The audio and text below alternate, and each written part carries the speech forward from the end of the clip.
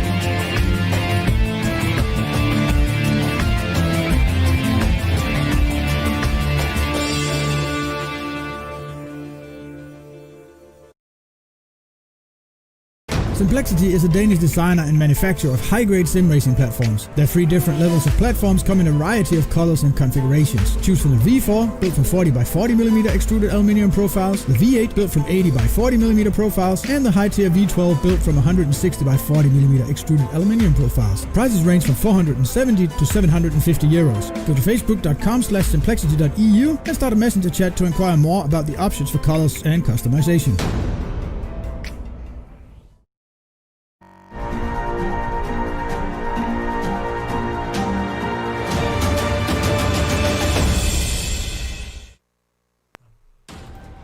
Hello everybody and welcome to the GTR24 Sprint Series highlights here from Bathurst. This was the standings going into the race. Burst Esports Simplexity were leading by just 8 points from Musto GD Esports. It was very close indeed after the Hungaroring race where Musto gained 8 points on them, but they haven't won this season. Could they put that right today? This is a circuit we'll be racing on, the 23 corners of the Mount Panorama circuit in Bathurst. What a brute it is. It claimed a lot of victims as well, I'm afraid, throughout this race. It was a really tough one, it has to be said.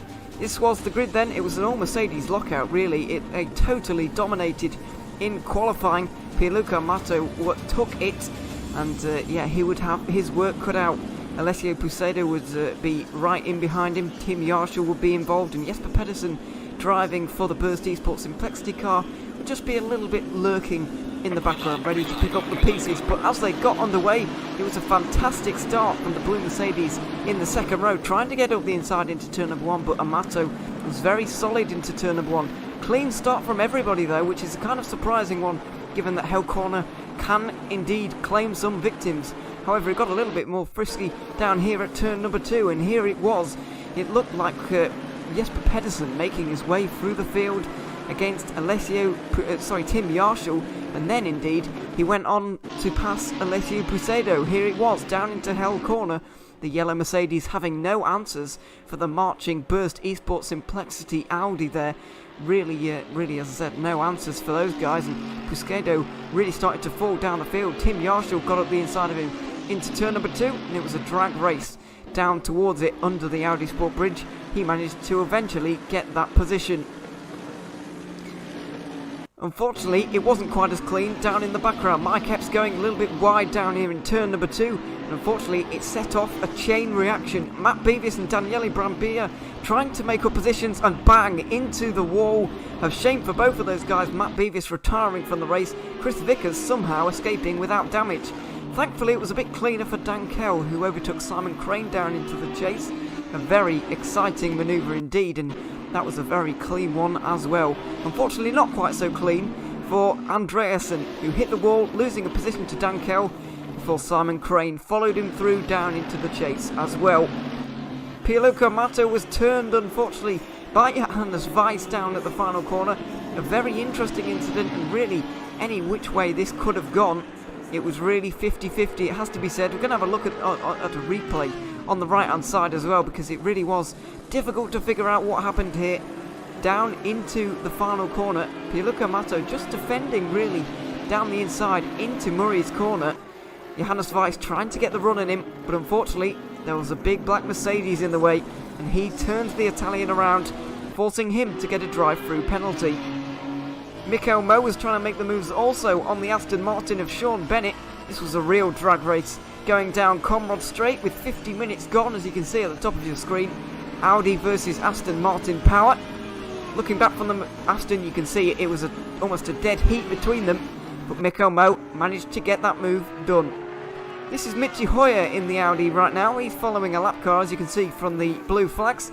Unfortunately, the Porsche getting a little bit loose at the top of the mountain. Michi Hoyer just about avoiding him.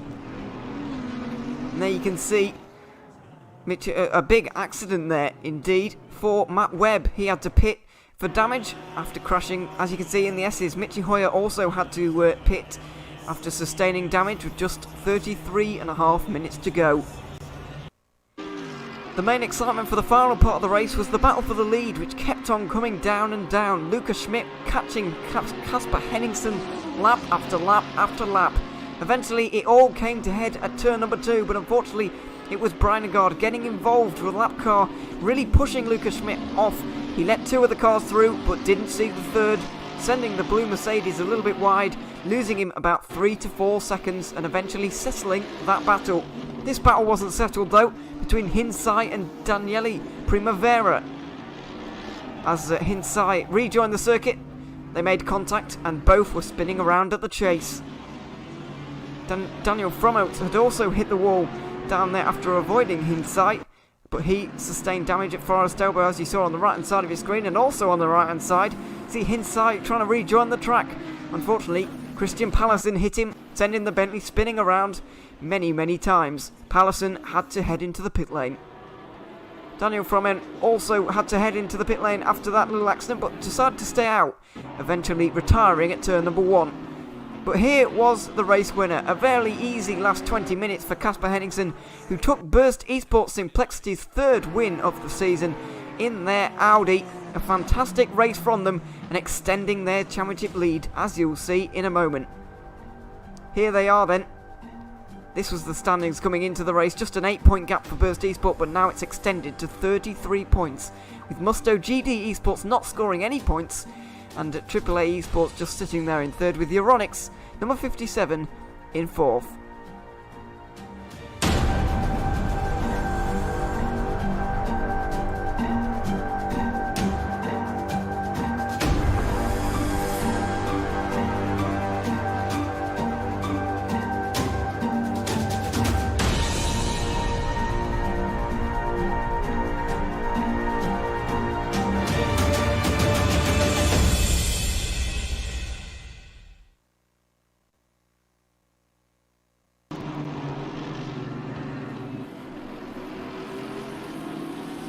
Hello everybody and welcome to the GTR24H Sprint Series here, round 6 from Suzuka. We're approaching the halfway point in this championship now, and it continues to hot up. We've got drivers returning after a long while.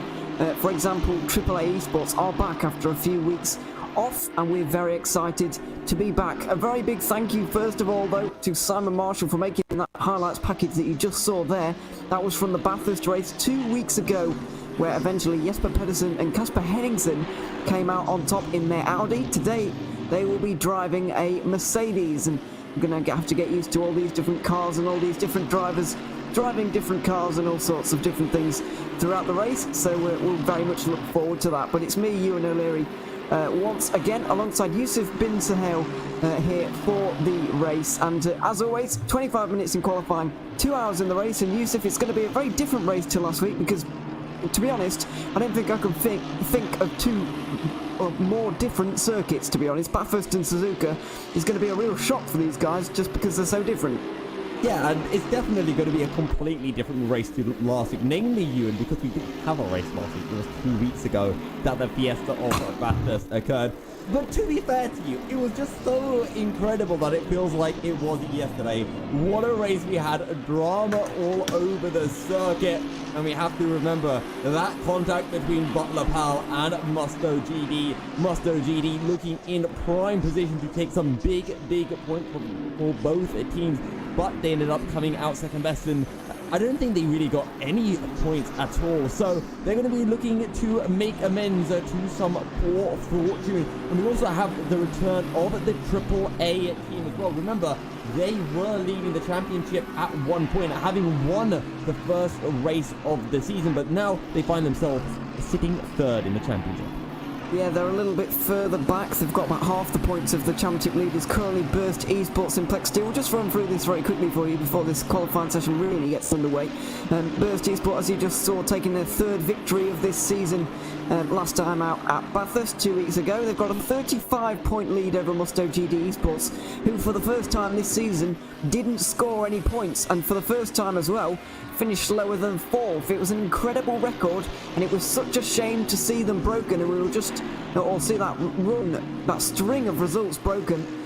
It was a real shame, and well, we've been discussing that incident that you saw between Johannes Weiss and was it Amato? I think it was Pilico Amato who was driving at the time for Musto. We've been talking about it before we came on air here.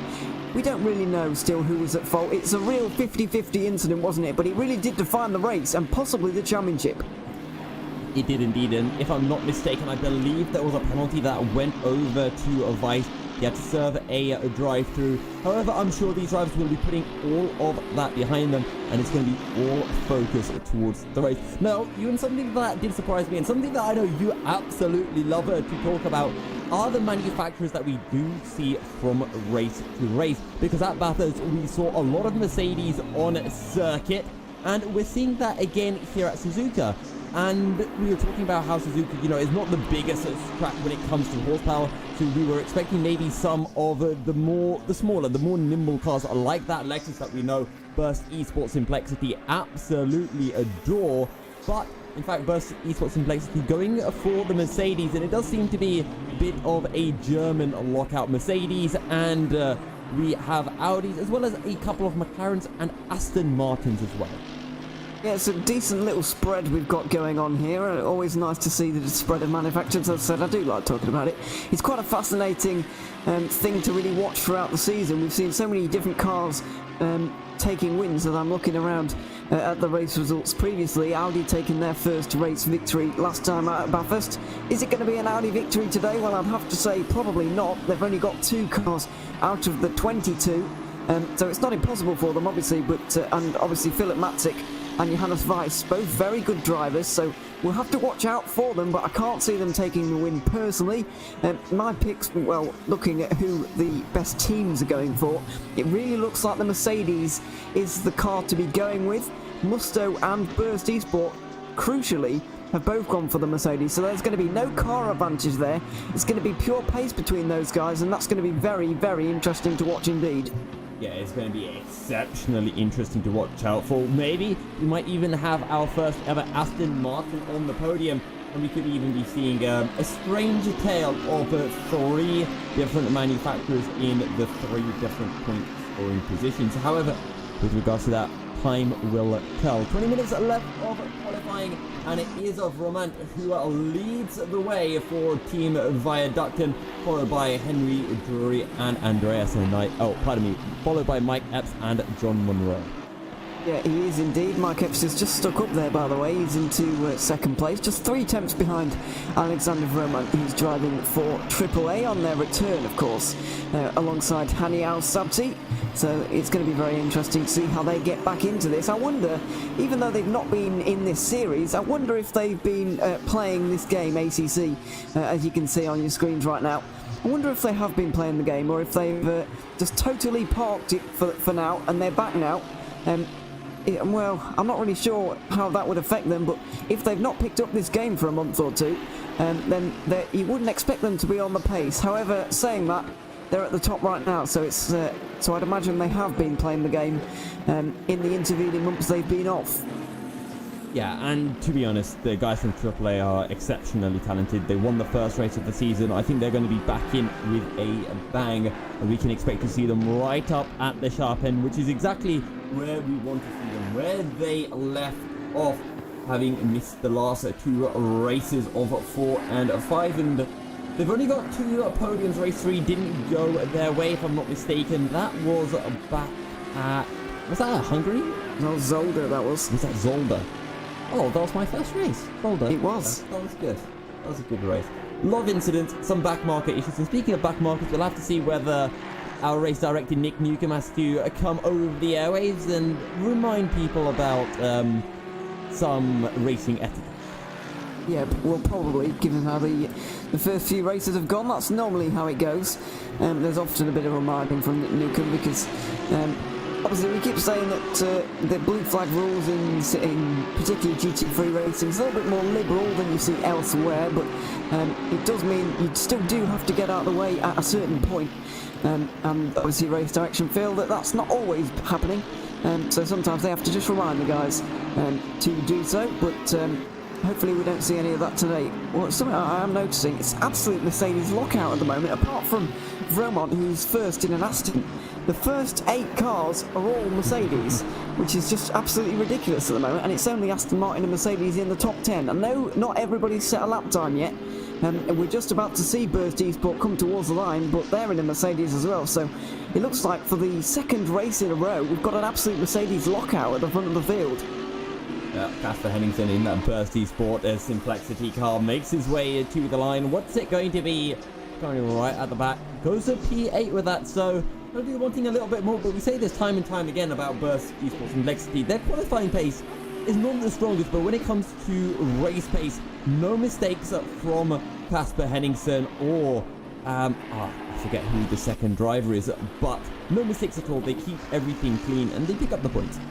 Jesper Pedersen is going to be the second driver in that car, so yeah, we're going to have to watch out for him. They're both iRacing World Championship drivers, so they are both very, very fast indeed, so going to be very interesting to see how they get on, and obviously championship leaders as well, so 35 points as we mentioned at the top of the programme, so it's going to be going to be interesting. They've won 3 races so far in this season. Bathurst, Zolder and at Brands Hatch, obviously taking the double there at Brands Hatch and Zolder, rounds number 2 and 3, so we'll see how they really get on. It's going to be a good race, I'm sure about that, but it is really a driver's circuit, so I don't think there's going to be too much or as much overtaking as we saw at Bathurst, because Suzuka's very twisty and there are limited overtaking opportunities, it has to be said. You can't overtake at every corner, it's certainly a driver's circuit, but we will definitely see some overtaking, particularly down into the Casio Triangle at the end of the lap. Oh yeah, Casio Triangle, turn 1 is another big opportunity, but yeah, the Casio Triangle, you can line yourself up all the way from Spooner Corner at the top of the hill. You make your way down the hill into 130R, flat out, I believe, in these cars, and then just line yourself up into the Casio Triangle. Maybe we could even see some dives coming through into the left-hand hairpin of I think it's turn 9, if I'm not mistaken. Yeah, it does get a little bit complicated around there, but there you go. Tim Yarshaw at the top of the timing sheets at the moment. He's just improved, by the way. 58.7 for him at the moment for that Euronics 57. Then you got Tiziano Brioni, the number 71, in second place. Romont is in third, and the top 3 separated by 6/10 of a second. So it's all very close, and I know there's still a long way to go in this session, and I don't mean to alarm any Burst Esport fans, but Casper Henningsen is down in 9th, which is 1.5 seconds off the pace, and that might be in the back of their minds. It might be worrying them just a little bit if that is their actual pace.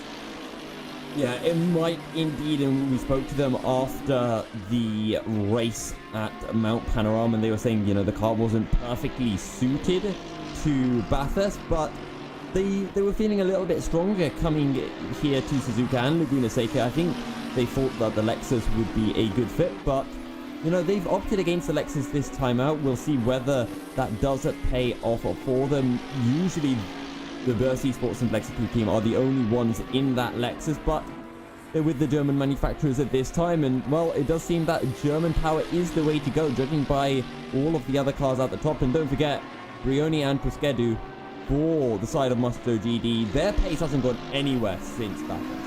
No, absolutely not. They were right up towards the pointy end in Bathurst, particularly in qualifying. They weren't able to take it home in the race, but they were very good in qualifying, and they are up towards the front once again. Brioni's just coming towards the line again. He's not qualified this car for quite a while, but he is doing today, and we'll see how he really gets on here. Is he going to go to the top of the timing sheets? No, not quite, but he does improve on his lap time. He's just about 2.5 tenths maybe away from Yarshall at the moment, so it is very close up there. And we are seeing our 58s already, which is, well, they're going at a fair league. Let's say that. Because, yeah, I couldn't do that, that's for sure. Just under 2 minutes for these guys. So if you look towards the bottom of the grid, down towards Jesper Hansen and so on, they haven't actually set a lap time yet, or not one that counts anyway, but they'll be into the 202s maybe. So there's a big spread of the field, and that's why sometimes we do get a little bit of issues when the blue flags come out. Yeah, and I just want to point out that the top three of Kim Yarshall, Tiziano Brioni and Alexander Roman, they're in a class of their own right now, and Tim Yarshall, he's 3/10 ahead of Brioni, who respectively 3/10 ahead of Roman, and then another 3/10. So Yarshall is practically a second quicker than fourth place man Alessio Pesquedu, and that is just crazy. These are some mega lap times coming through from the top three drivers. Yeah, they really are, and then towards the top it is quite spaced out, yeah, you're right, and then when you get further back towards the lower reaches of the top 10, it does get a little bit more spaced out, so yeah, it is interesting. We've got 22 cars on the grid today, by the way, which is another good entry. We've seen solidly over 20, actually pushing 25, 30 in some of the races earlier on in the season. 22 is what we've got here today. I can imagine that Bathurst have taken a few lumps out of some of these teams. They'll be, or some of them at least, will be pretty demoralised afterwards, but they're all back here, or most of the teams, and even returning teams as well in the form of Triple Eight, as John Munro is actually, there's somebody in the way of him as he goes, he goes into P3 and then switches right back towards the inside of that McLaren there, so that's a good lap from John Munro. Used to the Bentley are those guys in the number 23 car, so an interesting change of car, but it's paying off for them at the moment with a P3. If I'm not mistaken, I don't think we have any Bentleys on circuit. There's only four manufacturers, pardon me. We've got Mercedes, we've got McLaren, we've got Aston Martin, and we've got Audi. Yeah, I believe that to be true, which is a little bit of a shame. We like the variety, but I guess as these guys are just getting deeper into this season, they're really figuring out which are the best cars and which are the ones to really be avoided. And it seems that these four cars are the pick of the bunch. Yeah. A great lap, by the way, from a new driver in this season, or not in this, in this race, might be for the season as well, Michael O'Brien, in the 15 McLaren there, the uppermost McLaren, absolutely dusting off all of his McLaren teammates there into 7th position. That's a fantastic lap time from him, but yeah, as I said, a little bit of a shame to see it so undiverse at the front of the field, but I guess that's what you get when you're halfway through a season. Yeah, I do believe that is the case. So maybe we'll have to keep an eye to see whether the drivers do start sticking with these 3-4 manufacturers, or whether it will continue to evolve throughout the season. I personally think that there will be this constant evolution. I think the teams do kind of know what cars work at what circuits particularly well, and we will be going back to those Bentleys once we get to some of the larger and more open tracks. But as I said at the end of the previous race at Bathurst, I do think when we go to Laguna Seca, we're going to see quite a few of these Aston Martins and the Lexuses, just because they are a little bit smaller, they are more nimble, and that will work at the tight tracks of the Master Speedway at Laguna Seca. Also want to give a bit of a shout out to Daniel Frommel. He's got up to a P9. Good lap from him, and Casper Henningsen has improved up to a P6 for the current championship leaders of Burst Esports Complexity. Yeah, that is much better from those guys. They were, I was getting a little bit worried for them, I can't lie, but with just under 10 minutes to go, they have managed it, or managed to get up the order. But is Puskedu going to knock them back down? He is, with a 4th position there for the Italian. He goes into quite an elite group there, a very close grouping of cars, with just 24 thousandths behind John Moreau. It really is getting very close at the moment, but Tim Yarshall is still up there at the top. It doesn't seem that he can even improve on his own lap time, such as how absolutely sensational that actually was. It doesn't look like he can really get anywhere near his own lap time, never mind anybody else. Yeah, it's probably just one of those cases for Tim Yarshall. You get out there, you put on your racing face, you do a lap, and then at the end of the lap, you're like, oh, that was good, what was it? And you're like, and then you look at your time and you think, bloody hell, that was ridiculous, how did I do that? Then you look back at your lap and you just have no idea how you did such a good lap. And it does happen from time to time. Sometimes you make these little changes to your line and it just works absolute wonders. And then at the end of the lap, you just have no clue what you did and you just can't repeat the lap. Maybe it's the case for Team Yarshall. Either way, 58.779. An absolutely monster of a lap. Yeah, if anybody... Oh, good dear, Casper Henningsen pushing hard there. But if anybody gets into the 58s, then they will be able to give themselves a pat on the back after this qualifying session, because that is a very good lap time indeed. The championship leaders then, Casper Henningsen, or one of the championship leaders, alongside his teammate Jasper Pedersen, comes up towards the line, and where is he going to go? He doesn't improve. It's a 59.5, which is just half a tenth behind his best lap time. So I would say that they might be setting themselves up for a little bit more consistency in the race rather than outright qualifying pace, because that is a very good, in terms of consistency, that is a very good lap time from Casper Henningsen, but obviously that might not get you that far up the order in qualifying. So we'll have to wait and see really how they get on in the race. No, Ewan, I did also want to bring something up, because something that we did notice back from Bathurst was one of the car manufacturers that were towards the sharp end of the field. When they made their pit stops, it took them a lot longer to refuel than the other cars, and I'm not sure if it was the Honda or the Mercedes. Maybe both, actually, thinking about it. The Honda was definitely slow, I do remember that. The Honda was not very good in the pit lane at all. I can't remember the Mercedes being that slow. Saying that, even if they are slow, I can't imagine it's going to matter very much, because they're kind of all Mercedes at the front, aren't they, really? So it might actually not matter in the end. Hopefully the different cars are going to come into play here, but I have a feeling that it might just be a Mercedes runaway here, and it might not matter which cars are slow or refueling. Well, let's see if Alexander Roman in the number 24 car can have any says about that. And he's sitting in P5 ahead of Mike Epps, but again, you just can't talk about this qualifying without mentioning Tim Yarshall. 58, so absolutely ridiculous. He's on another lap now. We'll have to see whether he's able to improve upon it, but Giuliano Brioni is in the pits. He'll be able to get out and go for one more run. It's 6 minutes remaining here for qualifying round 6 of the championship here at Suzuka. We talk about this circuit being a long track, as you mentioned at Suzuka, 2-minute lap here, but think about the top 7, separated by just 0.7 of a second. It's really close between everybody, and then you've got a good half a second back to Michael O'Brien, who's in 8th position at the moment, then Daniel Frommel and Leon Otoki, who are 2 Euronics cars there, who are in 9th and 10th respectively. Michi Hoyer outside the top 10. How many times do we get to say that in any kind of sim race? That is unusual for him, but he is a little bit down there at the moment. We'll have to see if he can pick himself up the order throughout this session, but it is looking incredibly close at the moment. It really is. 0.7 of a second separating the top 7, which has kind of got a nice symmetry to it, really, but somebody may be able to break it with an outstanding lap time, but it really is going to have to be outstanding, really, if you want to get past Tim Yarshall at this point.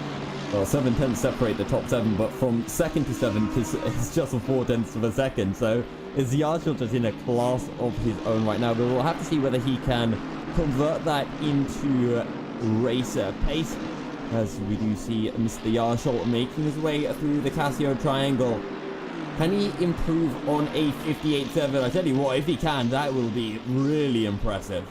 Yeah, it will. The timing line's just a little bit further on from this point, and here we go over the line now, and he cannot improve at the 58.8, which is still faster than everybody else has managed in this session, by the way. That would have still got him pole, but now he's got 2 in the bank, really. Brioni did manage a 58.9, but it was invalidated due to a track cut, I think, so Yeah, it's not looking great for guys getting up ahead as Mike Epps moves into 5th position. Good lap time from him, but we really are getting towards the crunch time in this qualifying session. Just 4 minutes to go. Everybody's going to be setting off for their final lap times, and this is where you really need to nail it. Right at the end of the session when the fuel's low and the rubber's down, you really do need to nail it right now. I tell you what, Alessio Pescedu is on a pretty quick lap right now. He's only 600ths down on, or pardon me, 6,000ths down on Tiziano Brioni's time, and these are the two Musto GD cars. And let's see whether Pescedu can just knock Brioni down a little bit. He's currently, I believe, a couple of tenths up on his personal best. Yeah, I think he's 3 or 4 actually. He's going really well at the moment. Just 2 tenths actually. He's hovering between 2 and 3, so it's a little bit close in that region. But it would get him ahead of Brioni, definitely. Will it get him anywhere near Yarshall? It could be, because that gap is just over 2 tenths, so 2.5 tenths, we'll call it. So this is going to be very close here. And it's going to be very interesting to see if Pescedu can do this, because that would put Musto in a great position. Although this isn't the championship car, it would put them in a very good position, getting them on pole here. Yeah, it would be absolutely fantastic. But Pescedu, oh, he cuts the corner, and I think that's his lap time invalidated. He was a losing time anyway. Let's see if it does count. He makes his way through the final corner across the line. What's it going to be? I don't think it's enough. Pescedu with a 59 dead. Yeah, I don't think it has counted. However, Tim Yarshall is on a quicker lap as well. He was about 10th up. He's improved again. He's just 58.6 now from Tim Yarshall. That's absolutely ridiculous at the moment. He's on pole by 4 tenths of a second. Can Alexander Romont do anything about it? That is the question. Down in 6th for the moment. He headed this session for a long time, and he's now up to 4th. That's a good lap time from him. But Tim Yarshall, 58.6. Is there going to be anybody who can get anywhere near that? I don't think so, but we've still got a couple of minutes to try at least. As for Henningsen, he's into the pits, so I don't think he's going to be able to get back out in time to have a go. Mike Epps on an out lap, Alexandra Ramon on another lap. He's currently a little bit quicker. Also, just keep an eye on it. Tiziano Brioni, he's a 10th up at the moment. He's at the end of Sector 1. He is indeed. We'll see if he can actually improve on his lap time, and it's looking pretty good from him at the moment, but nearly half a second improvement is going to be very difficult indeed. It would be absolutely fantastic for them at Musto, because that is the championship car, the one that will be going for this championship. The number 71, currently 35 points behind and looking to get themselves back on track in this championship. Hopefully for them with a race win, because they haven't had one so far in this season. Well, they kind of deserve one at this point, because they finished between 2nd and 4th in the first 4 races. Obviously last round at Bathurst didn't quite go to plan for them, but they've done absolutely fantastically, and pole position here would really stand them in good stead for the race. Yeah, well, if they were able to get up, if they were able to pick up the big points that they arguably deserve, they would be right up there, only about 15 points down on Burst Esports Complexity, and they have been mighty consistent throughout the season, which is exactly what you need here in Sprint Series. But Tiziano Brioni, he's 4 tenths up at the moment. It might be quite close. Has he nailed the Casio triangle? I think he's lost a bit of time, but let's see across the line. Yeah, here he comes. He's sticking it to the right-hand side as much as he can for as much benefit as possible. Here we go, over the line. It's going to be a 58.7. It's not going to be quite there for him. It was a great attempt from Tiziano Brioni, but it looks like Tim Yarshall might have just sealed this one. He didn't have to go out again in the end, but it looks like by just 1/10 of a second he's got it. But that is definitely encouraging for Brioni. We know now that he has the pace, and arguably he has more pace than Henningsen in his rival Burst Esports car. Yeah, what a lap from Brioni. You're almost a pit the Yarshall, and I think he just lost a tiny bit of time through the final corner. Tim Yarshall will happily take the top spot. Alessio Pescedu, don't rule him out. I believe he is on a lap, and he's probably the only man who can realistically take Tiziano Brioni away from second, or Tim Yarshall from that pole spot. Yeah, I think he is probably the only realistic rival to this pole position. He's currently 2 tenths up though as he heads through the S's, and now down towards both of the Degners, Degner 1 and 2 of course. He's got one of the Aston Martins in front of him, but that's not Romont because he's in the pit lane. Not sure who it's going to be. It's probably Matthias Blom, actually, because he's the only Aston Martin out on the circuit. But he's gone off anyway, so it doesn't really matter as Pesquedo sends himself towards the hairpin, and now he's going to try and get the best run he can towards Spoon. I'm just wondering, because sometimes when the clock runs out, these guys don't actually get to put their laps in. I've noticed that Zolder, something strange happened with that, so I'm hoping that Pesquedo will be able to get this done, but either way, I don't actually think he's going to be able to take the pole here. He's 1/10 up at the moment. That's just not going to be enough right now. Yeah, and Tim Yarshall, he's currently improving as well, still on a lap. And don't count out Tiziano Brioni, all of the top 3 are on hot laps. Yeah, we'll just hold on for Pesquedo right now, and then we'll go quickly to a commercial, because he's got to fit one in before the race. It's a bit of a squeeze, but we will manage it. Pesquedo comes towards the Casio triangle, and he's going to come over the line the moment Yarshall's pitted again. He knows that he's done enough at this point. Brioni has actually improved on his lap time. He did another lap there, and he improved. Pesquedo's going to come towards the line now. Can he move up any positions? I don't think he's going to. It's a 58.8, but he can't improve any positions. There was your qualifying session for the GTR24 Sprint Series at Suzuka. We'll be back in a moment after this commercial break.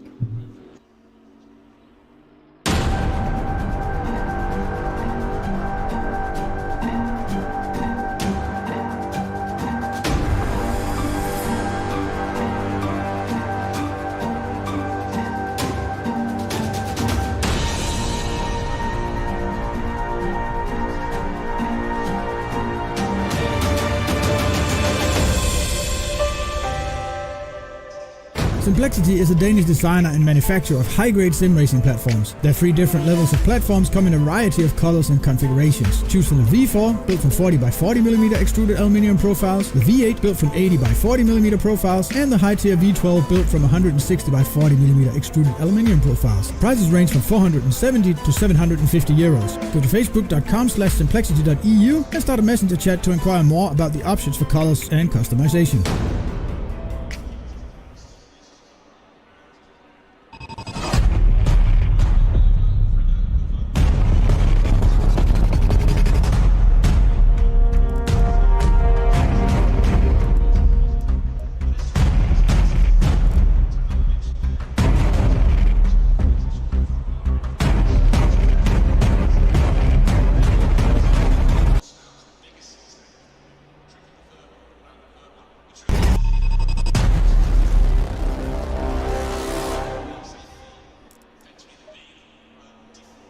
Communication. It started out as a conversation between 2 people, but as time went by and people's needs became greater, they developed more ways to communicate. Businesses today need to minimize incomplete connections. Therefore, it is critical that they provide optimal service. Xilinx desktop, mobile and web applications can process everything from normal calls and callbacks to chats, emails, and social media inquiries. Let Xilinx liberate your business.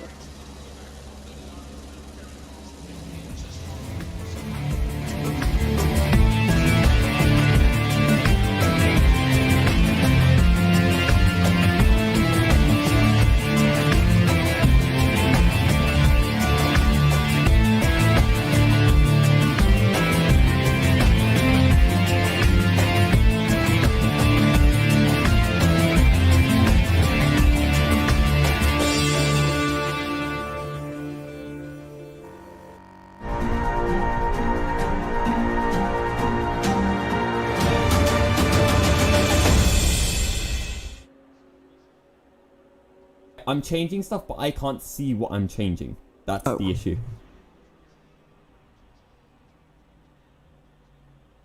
Okay, cool. So I just...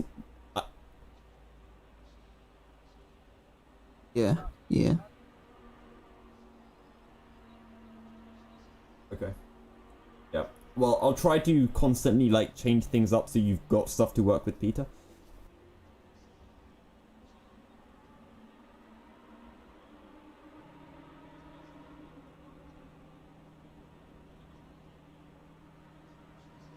Welcome back to the GTR24 Sprint Series here from Suzuka. We've got 10 seconds to the session start, and I guess the question we're really asking here is how much overtaking are we going to see in the early moments? Are we going to see these guys hold off for a little bit, or are they going to go all out from the start? I'm personally not very sure, but I guess we'll find out very soon. The formation lap is starting, and the tension will definitely be building very quickly here, Yusuf.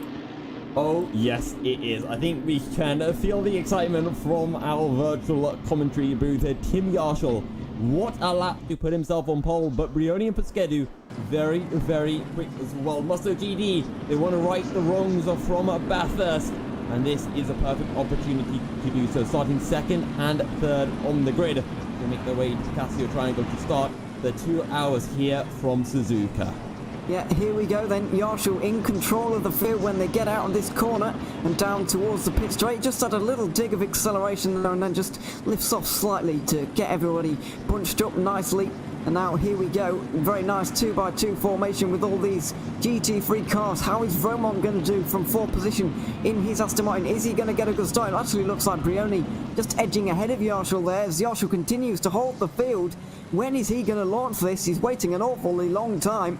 And now we just wait for these guys to hit the gas, and we will be underway for 2 hours of racing here at Suzuka. It's been an awfully long wait, but we are finally underway, and it looks like John Monroe from the third row has had a fantastic start. It's almost 4 wide down to the first. Goodness me, that was very close, and it definitely looks like Mike Epps has got a drive-through, possibly for jumping the start. That's the only thing we can really presume from that, side by side between Vermont and Monroe, who's had a fantastic start, but Monroe down to 5th position, which is where he started. But yeah, terrible for Mike Epps, who has got a jump, or we think a jump start, and now has got a drive-through that he needs to serve as well. But it is still Tim Yarshall leads from Tiziano Brioni and Alessio Pescedu. And that is Musto holding on to second and third, and they're going to be chasing down the number 57 Euronics Gaming car. Mike Epps, he's actually moved up to third. He's found a way past Roman and Pescedu. So I'm not quite sure what's happened to Pescedu. I think he must have run a little bit wide to Degner 1. Well, I'm not really sure what's happened to him either, really, because I thought he was third as well, but maybe he did jump down the order just a little bit at turn number 1. Can't be entirely sure about that one, and it looks like they're side-by-side for around 7th or 8th position. Casper Henningsen right in amongst it here, right in the danger zone, and trying to get back past John Monroe, who, as I mentioned, had a fantastic start, although he did get shuffled out just a little bit down at turn number 1 and 2. So that wasn't good for him, but I think I know why Mike Epps has had such a good start. It's because he probably jumped it. I would believe that's probably a reason why he's all the way up to third. Although that being said, I think Pescedu had a little moment on his own accord, an unforced error, if I dare say so, without seeing the actual image of what happened. But does mean Mike Epps is up into third. I guess the good thing for Musto GD is that it is their esports car, the leading Musto car in the championship, that is holding on to second place. Yeah, that's going to be a very interesting fight with that uppermost Musto car versus the uppermost Euronics car, because don't forget Euronics have got 3 cars to play in this race, so they're going to be very interesting to watch as we've got all sorts of ducking and diving going up and down the straight. I believe Matt Beavis is under a bit of pressure here down to turn number 1, or he's actually applying the pressure, excuse me, to Casper Henningsen, so nervy times there for Casper Henningsen, who does not look like he has the pace in this race. I was going to say that maybe I shouldn't be getting so worried about their pace in only qualifying. Maybe they're going for some race consistency, but early on it is not looking good for them. I know we're only 2.5 minutes in, it's only the end of lap 1, but it is not being a great first lap from them. You'd expect them to be making up positions with the pace they have, but they're really not at the moment. Let's not count them out of the race just yet. I think we got a little bit too excited about Bercy Sponsor not doing well back at Bathurst, and then they came back to prove us wrong. And if there is one thing Casper Henningsen and Jesper Pedersen can do, it is consistency, lap after lap after lap, pumping in those times when it matters the most. And Henningsen running wide, and that's giving a chance all this contact with the Aston. Yeah, the Aston Martin just trying to get through there. Actually, I think what happened was John Munro was trying to go for a move on Michi Hoyer, and the fact that they slowed up meant that Henningsen had to go around the outside, because otherwise he was going to hit the back of one of them. So he decided to go for the wide route, and Beavis just stuck his nose in there, decided to have a go. And unfortunately for him, he couldn't manage it. But is he going to be able to manage it into 130R or the final chicane at the Cassia Triangle? Because that is where we're going to see most of the moves today. Or is even Leon Otoki going to apply the pressure to Matt Beavis? Looks like the Aston Martin is going the wrong way right now, even with that slipstream. The Mercedes with the double slipstream, or even more than that. Looks like he's going to try and go around the outside, but he can't quite do it. I thought he was going to try and stick his car there, but he realised, did Leon Otoki, that there wasn't a car width there. He decided not to go for it. Is he going to go for it now, though? Looks like he's going to try up the inside into turn number 1. Side by side between Otoki and Beavis as we go down into turn 1. And down the inside will go Leon Otoki, and he will claim 9th place from Matt Beavis. Cleanly done setup from before the final corner. Yeah, well, that was a long time in the works for that car there, and with that straight line speed of the Mercedes, it did look very strong there, I have to say. And the Aston Martin didn't look very impressive in a straight line, I have to say. I thought that the grunt of that V8 was going to do much better than that, but unfortunately for those guys down at Rookie Monsters, they really didn't have the pace to hold on. So that's going to be something interesting to note, and something that we're going to have to watch out for Vromont in his case, because he's going to be under a lot of pressure here from Busquedu, as you can see in the foreground of that battle. Mike Epps kind of running around on his own at the moment, I think, or he's just behind Brioni. I can't actually see. Oh no, he's gone off there. His miles gone off. And Mike Epps, not only has he got a drive through, he's been off as well. Apologies for missing that one, but third placed runner now way down in 17th. Ooh, that is really bad for Mike Epps. I'm not quite sure what has happened to him. I think he should have just served his drive through much earlier. It looks like I almost think he's got some damage to the car. He's really struggling with that front end.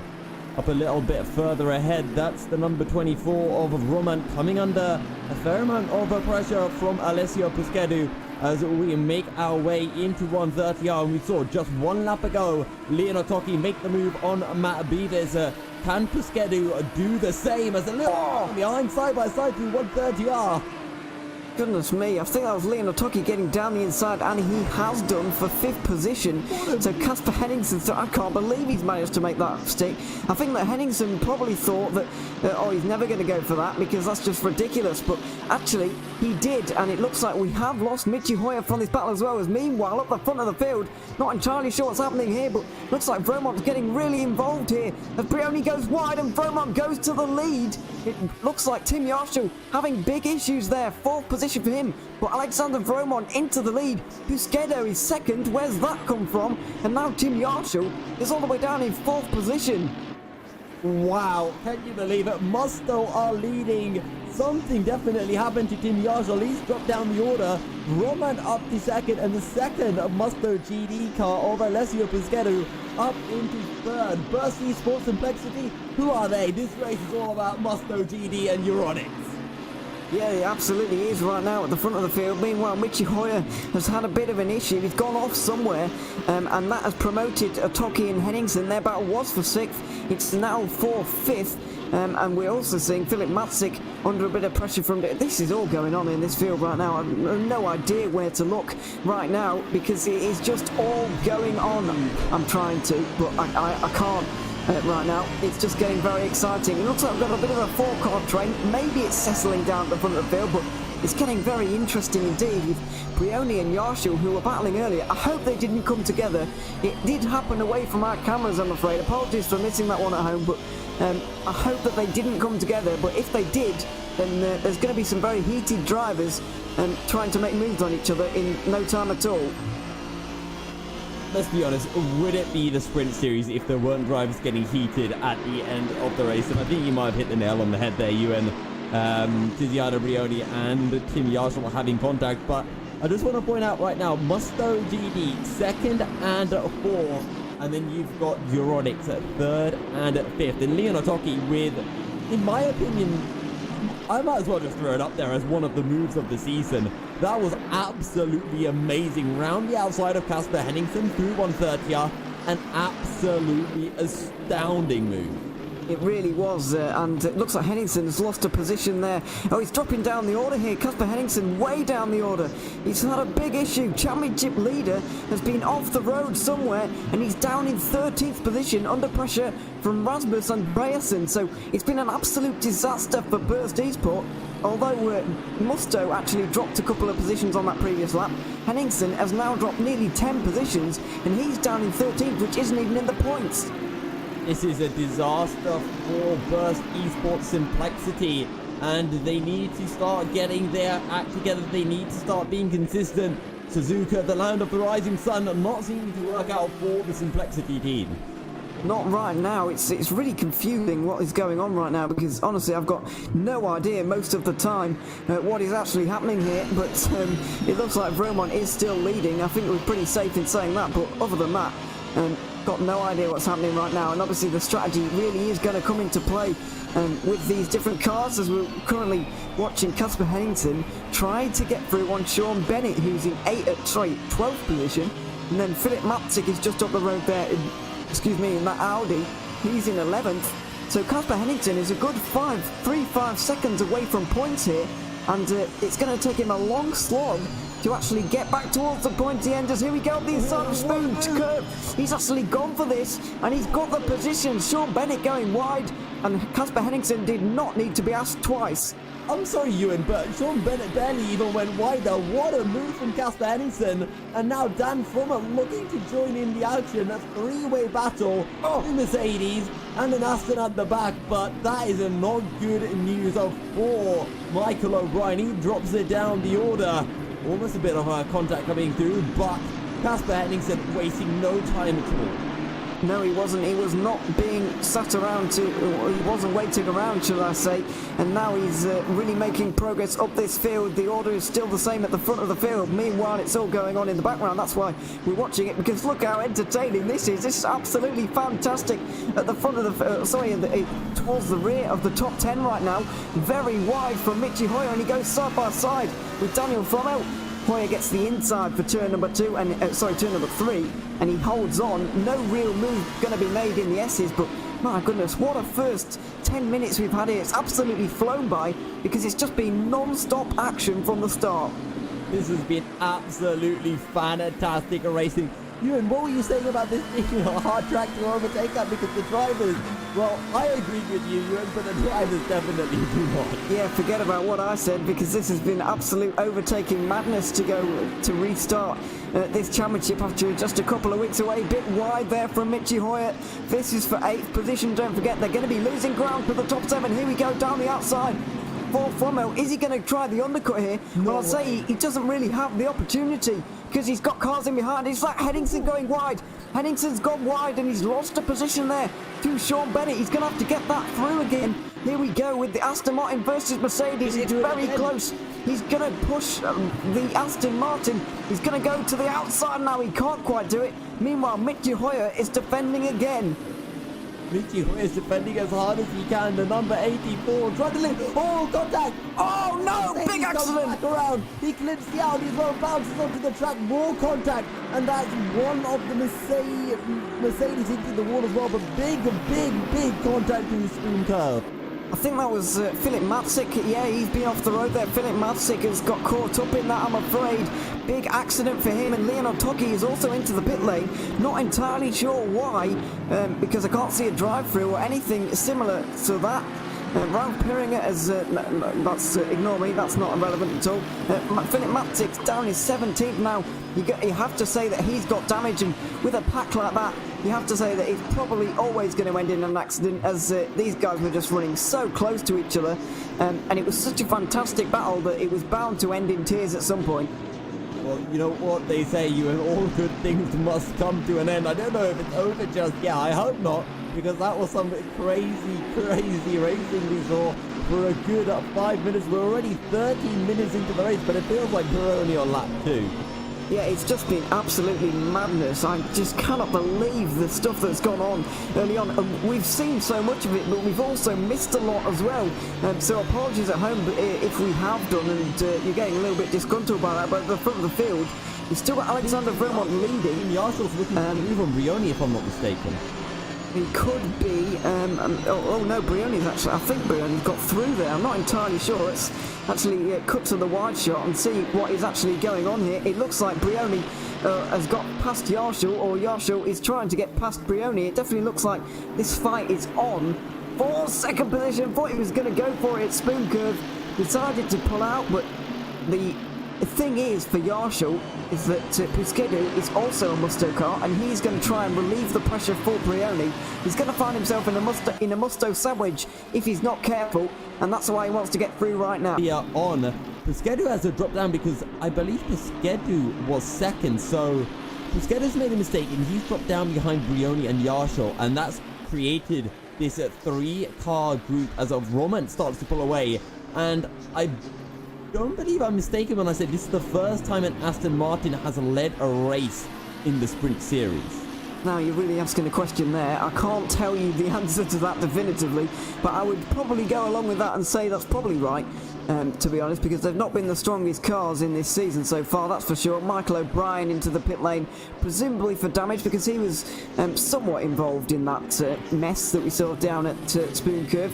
Very entertaining, but a bit of a mess as Rasmus Andreasen just gets overtaken by Simon Crane, who is fatally out of position in this race. No idea how he's managed that. I think it was a poor qualifying performance from those guys, which has put them so far down the order, but finally making a little bit of progress, which is good for those guys. I think we can finally breathe just a little bit here. I don't want to jinx it, anything, but I think things are finally just calming down as Henningsen is into 8th position. That's important for those guys, but they are still losing quite a lot of points to Musto, who are in 2nd right now. Yep, 2nd and 4th place for the Musto guys, and as you were mentioning, Simon Crane, he is in 10th place now in the number 52 Paulson Sport, currently sitting in 11th in the championship. They're 9 points down on the Butler Powell Motorsports. That's the number 556 car, which is currently being piloted by Philip Matzik down in 14th place. So they have that 11th place fairly secured, and maybe they can close into the Butler Powell Motorsport team with a decent result. But Simon Crane will just be wanting to find a way past Sean Bennett at some point. Roman still leads from Brioni, Yarshall and Puskedu. That's a 4-way battle at the front, and then you've got Beavis, Monroe and Hoyer from 5th down to 7th. And so it's pretty close between Beavis and Monroe, and then a bit of a gap there to Michi Hoyer in the number 84 car. Yeah, it's all very close in the midfield, though. It still is, really. From 8th position all the way down to about, let's say, the 15th. They're separated by, well, roughly... actually, it will go from 7th down to 15th. They're separated by roughly 20 seconds, which is quite close when you're packing in about 10 cars. So, yeah, it's nice and tasty towards the... for the lower reaches of the points, but got to say that Casper Henningsen is going to have to get a move on here if he wants to gain more points, because he's... Oh, well, all the time that he's spending battling these guys in the midfield, and that mistake that he made, which is going to be absolutely crucial, it happened away from my cameras and I apologise for that, but that mistake that he made could prove really costly, because he's spending a lot of time in the midfield trying to get past these guys when the likes of Brioni are getting up the road and getting a lot of time on him, really through no fault of his own. Just because he's trying to get through cars is meaning that he's losing quite a lot of time. Well, Casper Henningsen is now behind Michi Hoyer, and if we remember to slightly earlier on in the race, Michi Hoyer, the man who pulled the move on the outside of Henningsen through 130, that's my favourite overtaking move of the race. It's either that or actually Henningsen finding the dive bomb down the inside. I can't remember who he pulled it off onto, but it was an absolute craziness. How do you overtake someone down the inside of the second part of Spoon Corner? I don't know. Casper Henningsen pulled it off, but he probably pulled that move off and is buzzing. And sure, it's not been a great race for Burst Esports Complexity, but I bet you, under that helmet, under the visor, Casper Henningsen, I think he's secretly enjoying this race. Oh, he might be, yeah. It's a little bit more entertaining than being out front on your own, that's for sure. And when you're battling these guys, it was Sean Bennett who he was on the receiving end of that move from Casper Henningsen. So yeah, it was a good move, but I still think that Bennett went wide. Obviously, I've only seen it once, yeah, I'll have to see it again to be doubly sure about it, but I thought that Bennett went a little bit wide, but that doesn't take anything away from the fact that Henningsen did just make a really, really good move on the driver of Sean Bennett in the Aston Martin, but Henningsen now trying to close in on Richie Hoy. The gap's about 1 second, just over, hovering around that margin, and there's a similar gap from Vromont to Brioni, and Brioni just seems to be clawing that gap just a little bit back in again. AAA looked like they were really running away with it a moment ago, and it was getting towards 4 seconds, but now Brioni is just beginning to get back on terms here and get back up towards the back of that Aston Martin, which is going to be very well, I don't know what the opposite of demoralising is, but it's going to excite him, definitely. So we could have a battle for the lead on it if in the next few laps, if this gap continues to come down. Yeah, 0.6 was the gap that Brioni pulled out of Romont last time round, and you can see Brioni and Yashov starting to pull away from Alessio Puschedu in that yellow Musto GT4 car.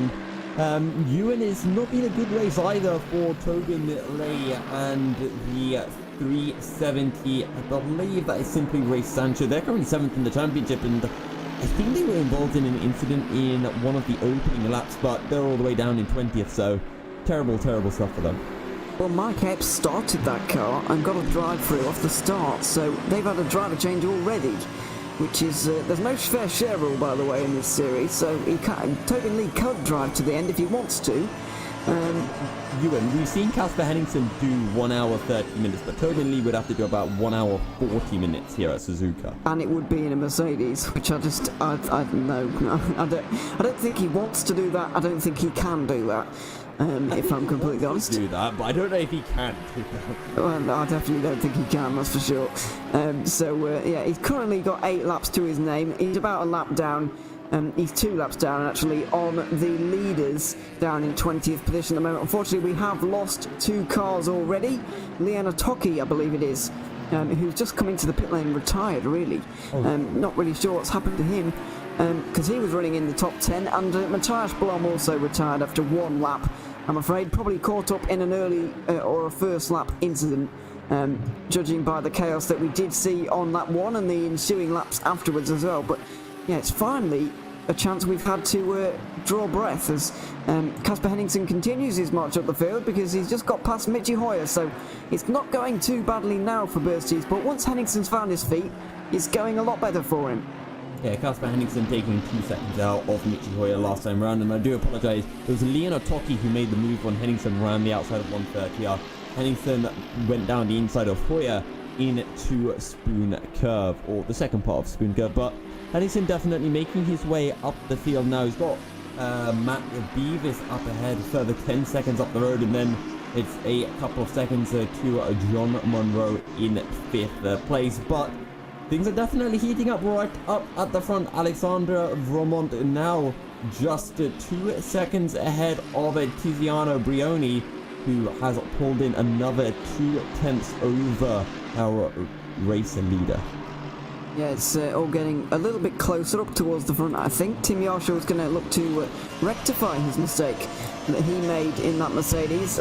Obviously, we didn't see that one either, and I apologise again, but yeah, he was down to 4th. I believe he did get past Puschedu again, but he can't find a way past Brioni at the moment, and I don't think he really needs to. These cars, or these guys, are really running at quite a pace, and they are catching Vromont, so battling with Brioni right now would not be the most sensible thing.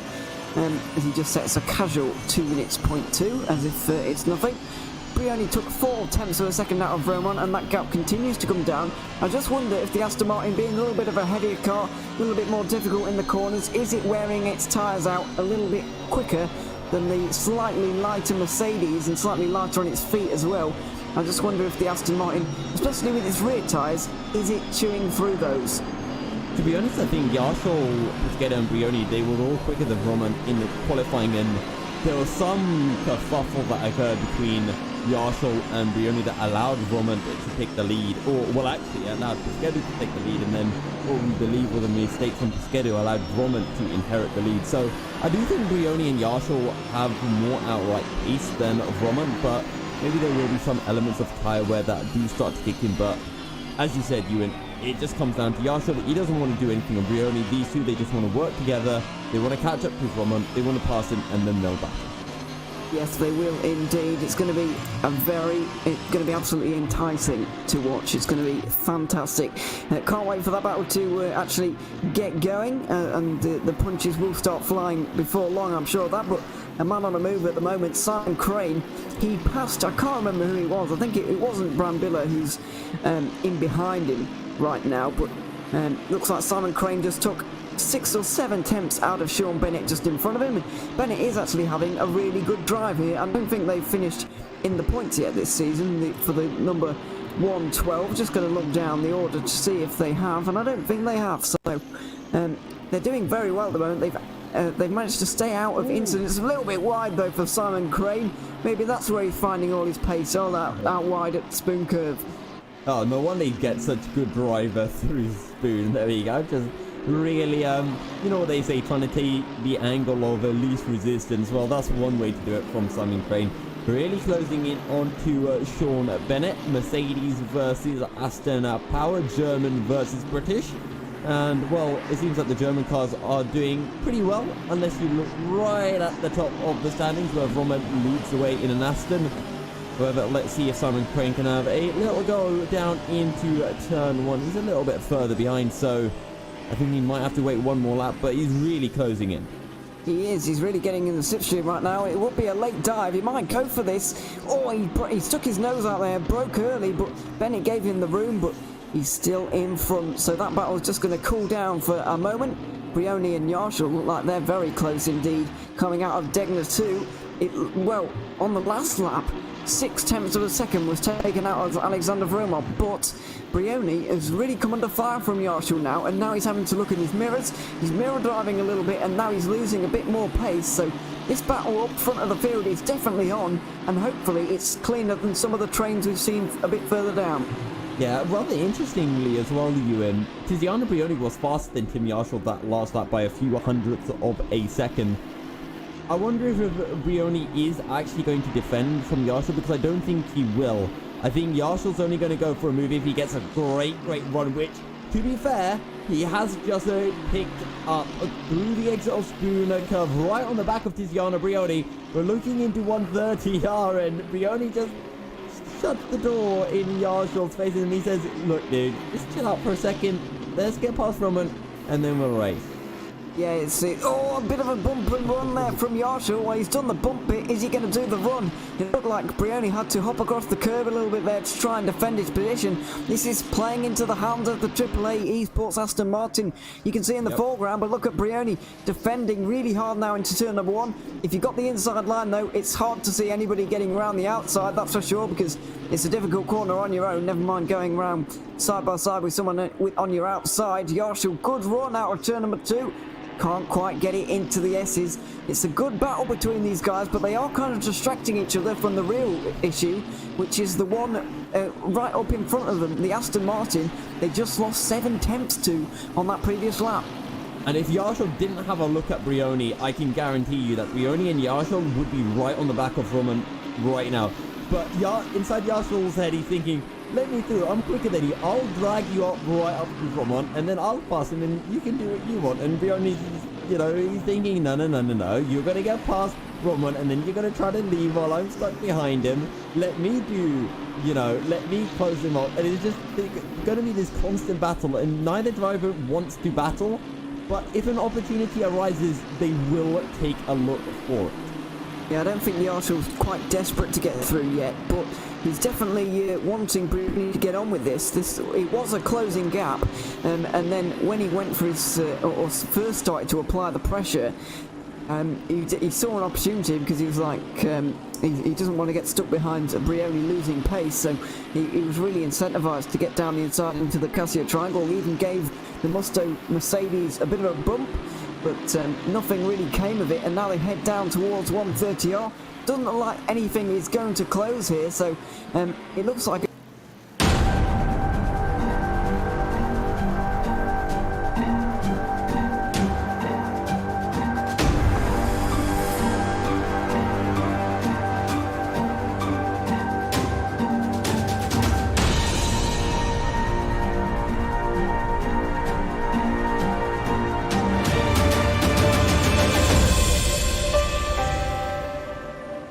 Simplexity is a Danish designer and manufacturer of high-grade sim racing platforms. Their 3 different levels of platforms come in a variety of colors and configurations. Choose from the V4, built from 40 by 40 mm extruded aluminium profiles, the V8 built from 80 by 40 mm profiles, and the high-tier V12 built from 160 by 40 mm extruded aluminium profiles. Prices range from 470 to 750 euros. Go to facebook.com/simplexity.eu and start a messenger chat to inquire more about the options for colors and customization.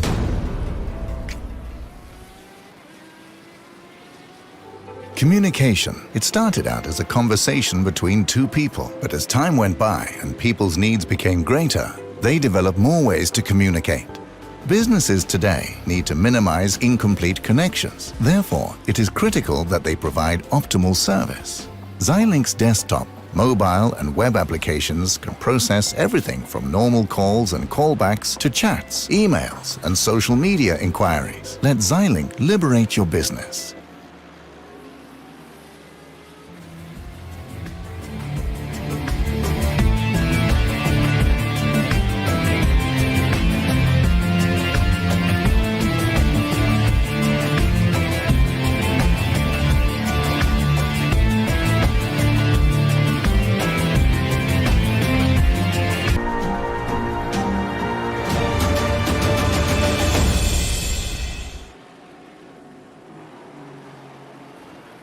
Welcome. ladies. Oh, sorry. What a great start! Wow. Yeah, there we go. Never mind. We've just seen a change for the lead, by the way. You know we are. We're back. Anyway, Vromon's just lost the lead, by the way, to Brioni and Yarshall. We're going to have just a quick look at what actually happened. Brioni going a long way to the inside to get that move done on Vromont. A little bit of contact between them. Vromont was pushed wide, and he lost a position to Tim Yarshall as well, who is now applying the pressure to Brioni. And Brioni just ran a tad wide, and Yarshall had a look. He wanted to do what Casper Henningsen did all that time ago on Mickey Hoyer, but he wasn't able to pull it off. Brioni leads up from Yarshall. Roman dropping it down the order. He's down to third, and Pesquedo, he'll be seeing all of this unfolding up ahead, and he'll be looking to sink his fangs in and make it to Musto cars on the podium. But Brioni and Yarshall, these two have got past Roman. They can battle as much as they want, and believe me, Ewan, these guys are going to be fighting hammer and nail. They don't care that there's 1 hour 27 minutes and 40 seconds left. But he's lost that position. He's down into third now, and here comes Pesquedo. Now Brioni, oh, he could be down to fourth, but don't forget, Pesquedo is his teammate, and he is not going to go through. Oh, for sure. Pesquedo saw Brioni spinning, and he did not want to get past his teammate there. He knows Brioni is quick, and he's letting him go. But once again, a story of Musto and getting taken out. Absolutely nothing Brioni could do there. Yarshall just getting a little bit too feisty to Decna 1, and just a tad of contact there sent Brioni sideways. Great control from the Italian to keep it, well, as much on circuit as he could. But Brioni is going to be pushing, and I can tell you right now, Brioni's eyes are going to be fire red. Watch for some absolutely mega laps to come out from the Musto GD car.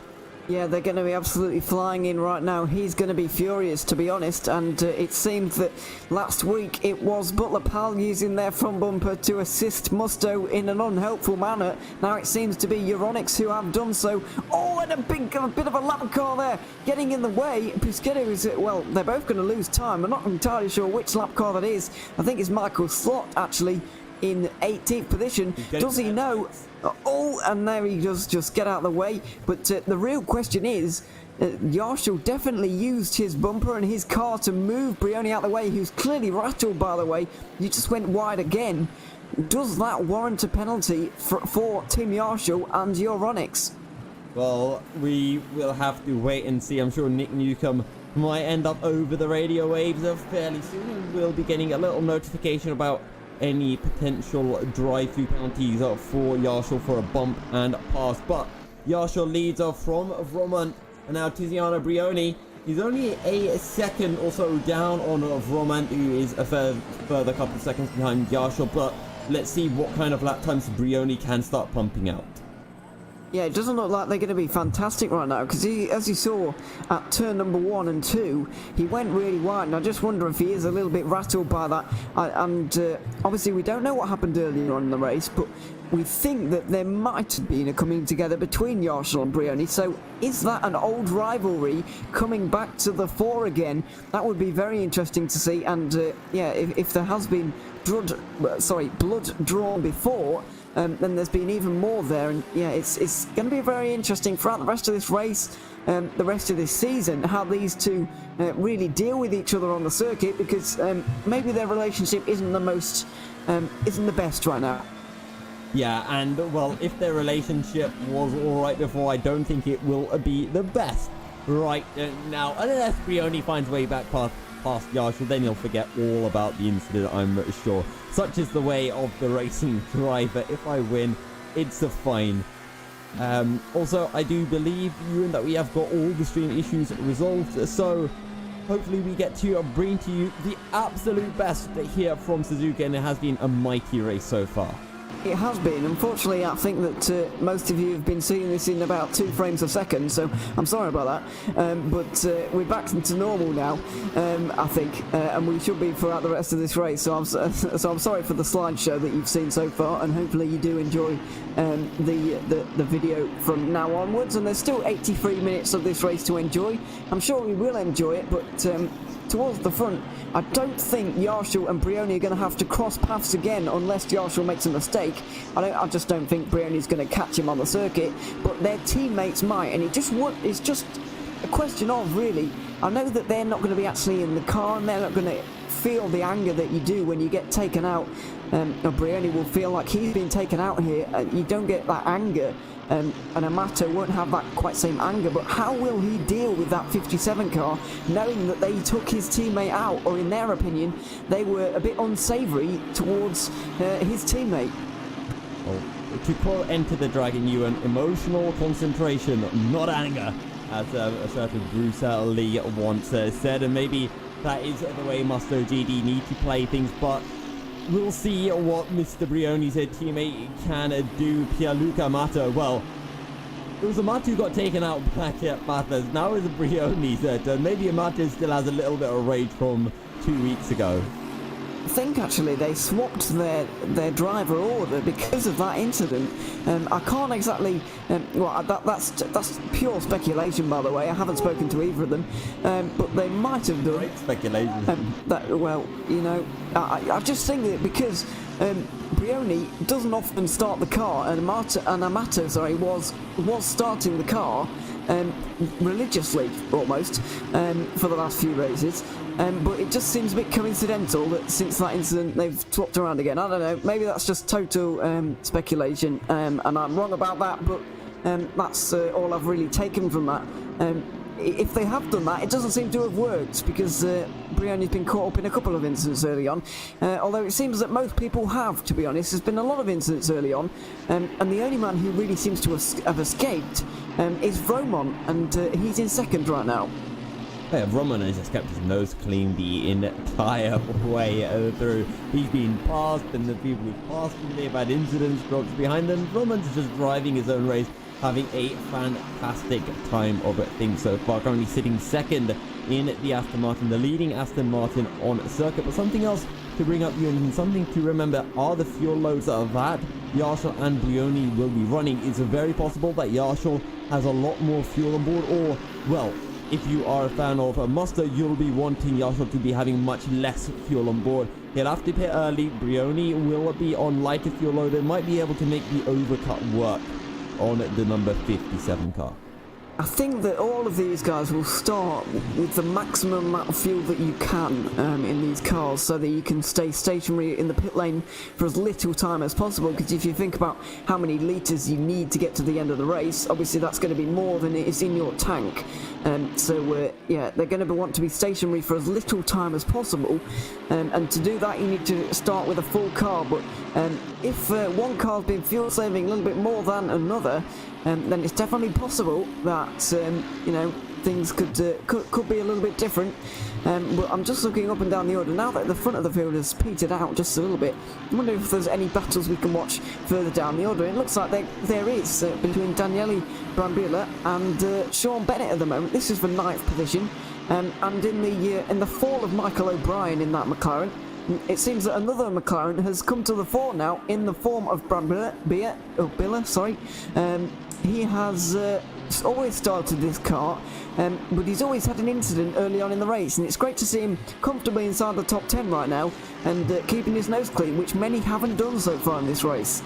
Yeah, well, keeping your nose so clean is fairly difficult. Here at Suzuka, it seems to be near on impossible, but Brambilla having a decent run of things so far, getting hunted down by Sean Bennett. Last time around, Brambilla was able to pull out a couple of tenths of an advantage, but Sean Bennett right back on the pace and right back onto the bumper of Daniele Brambilla.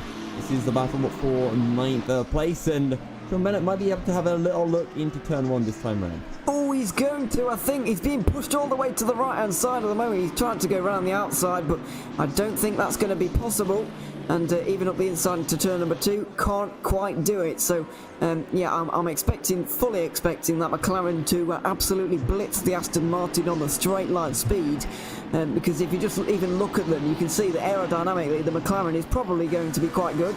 It's very sleek indeed, very low, whereas the Aston Martin punches a little bit of a bigger hole in the air. So, I think that that McLaren is going to have it on the straights, although in the corners, looks like Brambilla's just pulled out a little bit of a margin there. A few car lengths has opened up between them.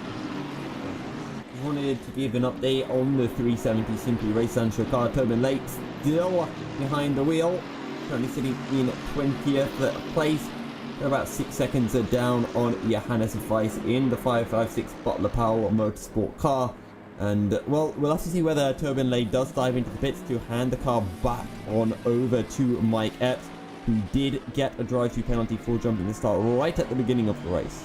Yeah, he did, and that's really set them back, and they've never really recovered from it, I'm afraid. But Alexander Vromon is going to have to, he may have to recover from a position loss here in a moment. Look at Brioni, he's going to go to the outside. Is he going to be able to get round the outside, though? That's the big question. He's going to give it a go, but he can't quite do it. Goes a little bit wide and can't, as I said, yeah, can't quite do it just yet. He's going to be sticking behind for now.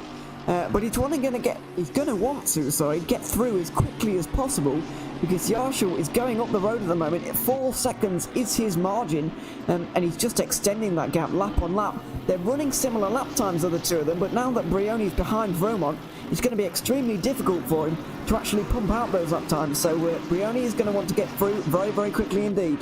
I wonder if there'll be any Musto GD orders, or do they say, okay, Brioni, try to hunt down Yarshall once you get past Roman? Or will it be a case of just hold up Roman a little bit so Pisquedu can close in, and so that they can get those two Musto cars on to the podium? John Monroe starting to close in as well, only 2.4 seconds behind Alessio Pisquedu. I think the Musto tactics in that order are a little bit unlikely, in my opinion. I don't think that's going to actually happen, because I don't think they're really bothered about the 98. I think the 98 is, unless they get a chance at a race win. No, that's not really what I meant. Disrespect to the 98.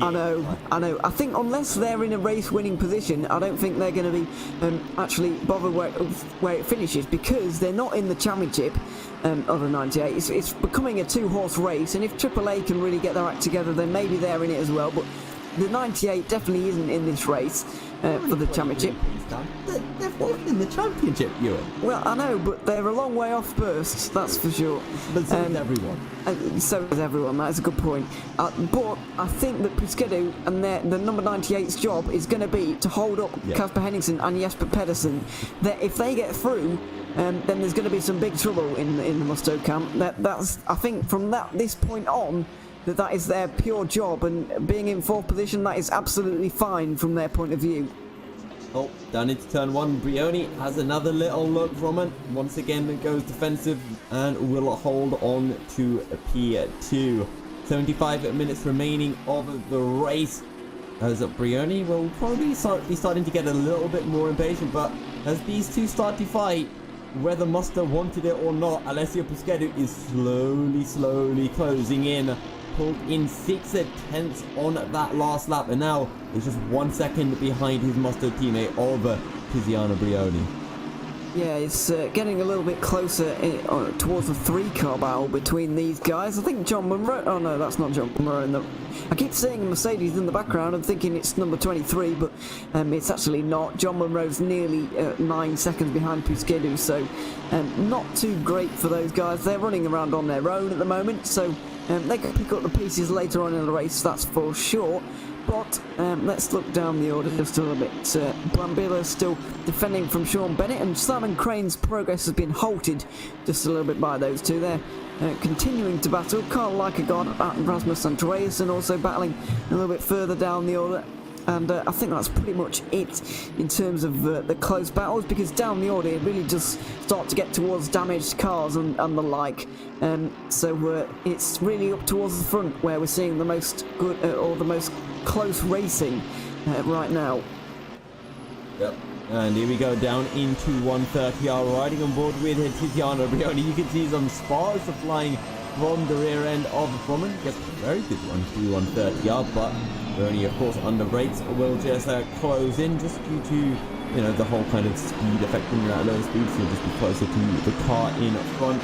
How far back is Puskedu now? Half a second down on Tiziano Brioni. I tell you what, Roman's doing a good job of playing almost a number 2 for Tim Yarshall right now. Tim Yarshall 10 seconds up the road almost.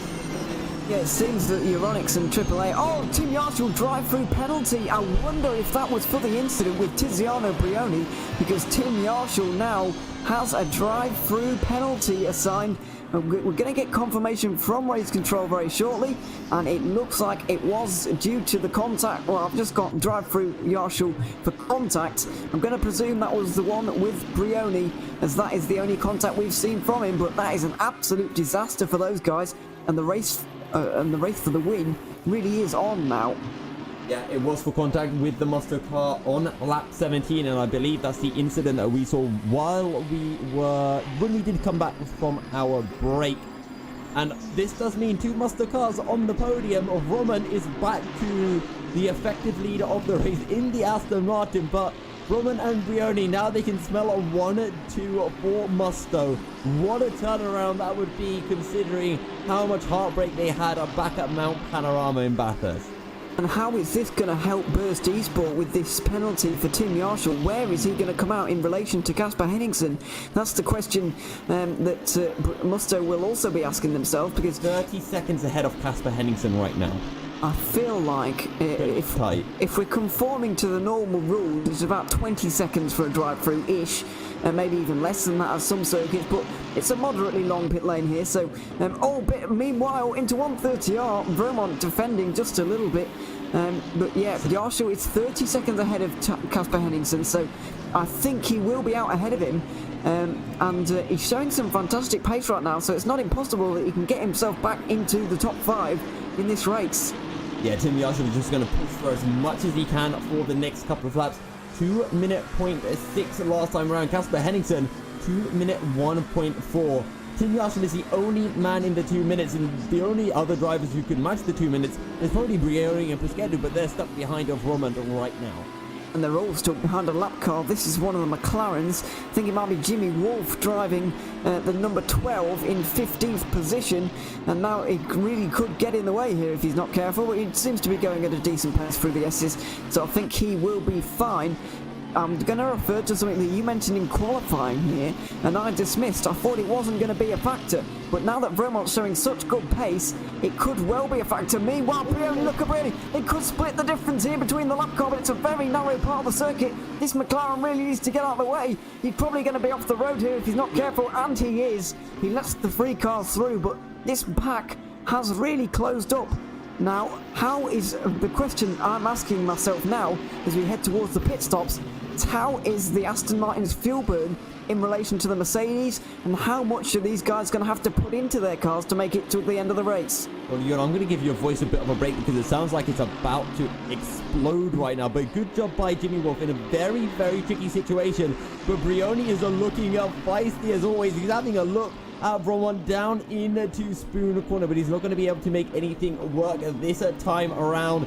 He's so close, and Pesquedo, he's just being a good teammate so far. He's just sitting behind. He's just waiting patiently. He knows he has to wait for Brioni to get through. Then it will be his turn. And here comes Brioni once again, right on the back of Roman. A little bit further back, but this does mean he could potentially get a better run through 130R. It just seems that the Aston has a little bit better grip through the fast left-hander. Yeah, definitely. It seems that they're really able to pull out the margin there, despite the fact that the Mercedes is a little bit faster in a straight line. It doesn't seem to matter, because when you get to 130R, the Aston Martin just flies through there, and the Mercedes really doesn't have the edge. But here we go. He's in the slipstream once again. You can barely see that Mercedes. It's hidden so well behind that Aston Martin. Is he going to go for it? Not quite on this occasion, but one thing I can see in TeamSpeak right now, or I could see, was Luca Schmidt, the teammate of Tim Yarshall, I believe. I will check that, but I believe he is, and he is the teammate of Tim Yarshall. So the teammate of that leading Euronics car, arguing the toss in race control about that drive-through, although he has now left. I think race control stood their ground and said that is a penalty. Yep. And to be honest, once the penalty comes through, very rarely reconciled, and I'm sure Nick Newcomb and the entire race directional team would have looked at that incident long and hard to make their decision. Big call to send the leaders in for a drive-through, but that has been the call, and that is what we have to go with. Tim Yarshall will be serving that drive-through in a few laps time, but the Aston Martin versus the Mercedes, when it comes to the fuel, where we'll have to see Brioni hectically flashing the light. He's so close. He's got to go down the inside for the right-hander. He's on the outside as we go down into a Spoon curve, side by side of Brioni and of Roman. Brioni goes wide. He's not going to be able to make the move work this time round, but can he get the drive on the exit of Spoon? Still flashing his light, still trying to look for a way through as we sit on board with the Pesquedo, who's watching all of this unfold in front of him. He's just giving Brioni space, and now Brioni has a look to the outside of 130. We know how strong the Aston is, and the Aston will hold it once again. Roman holds on to the effective lead of the race. It's just so good in 130R. It's that Aston Martin. You really can't do anything, but it looks like Brioni's going to get a good run through the Casio triangle, and now he's got the exit. Oh, it looks like Roman big slide on the exit, and now they make contact as well. Side by side down the pit straight. Who is going to come out on top here? Is Pesquedo going to be able to get through as well? Brioni is already through. Here comes one of the Mercedes out the pit lane right now, and there we go. Pesquedo up the inside into turn number 1. He can't quite get through on Alexander Vermont though, who's big slide through turn number 2. Can he hold on to P number 2? Yes, he can. He is continuing on in second. Pesquedo continuing on behind, and this is now the battle for the race lead, because Tim Yarshall out of the pit lane, and he is now 5th. He's a sandwich now between John Monroe and Matt Beavis, if I'm not mistaken. Actually, no. He's in front of John Monroe, so Tim Yarshall's out into 4th, so this is pretty good for Yarshall. He finds himself, he's only 9 seconds down on Pesquedo, and Yarshall is not out of this race. I don't think he is out of this race, no. I think he is behind John Monroe. I think it's going to correct itself.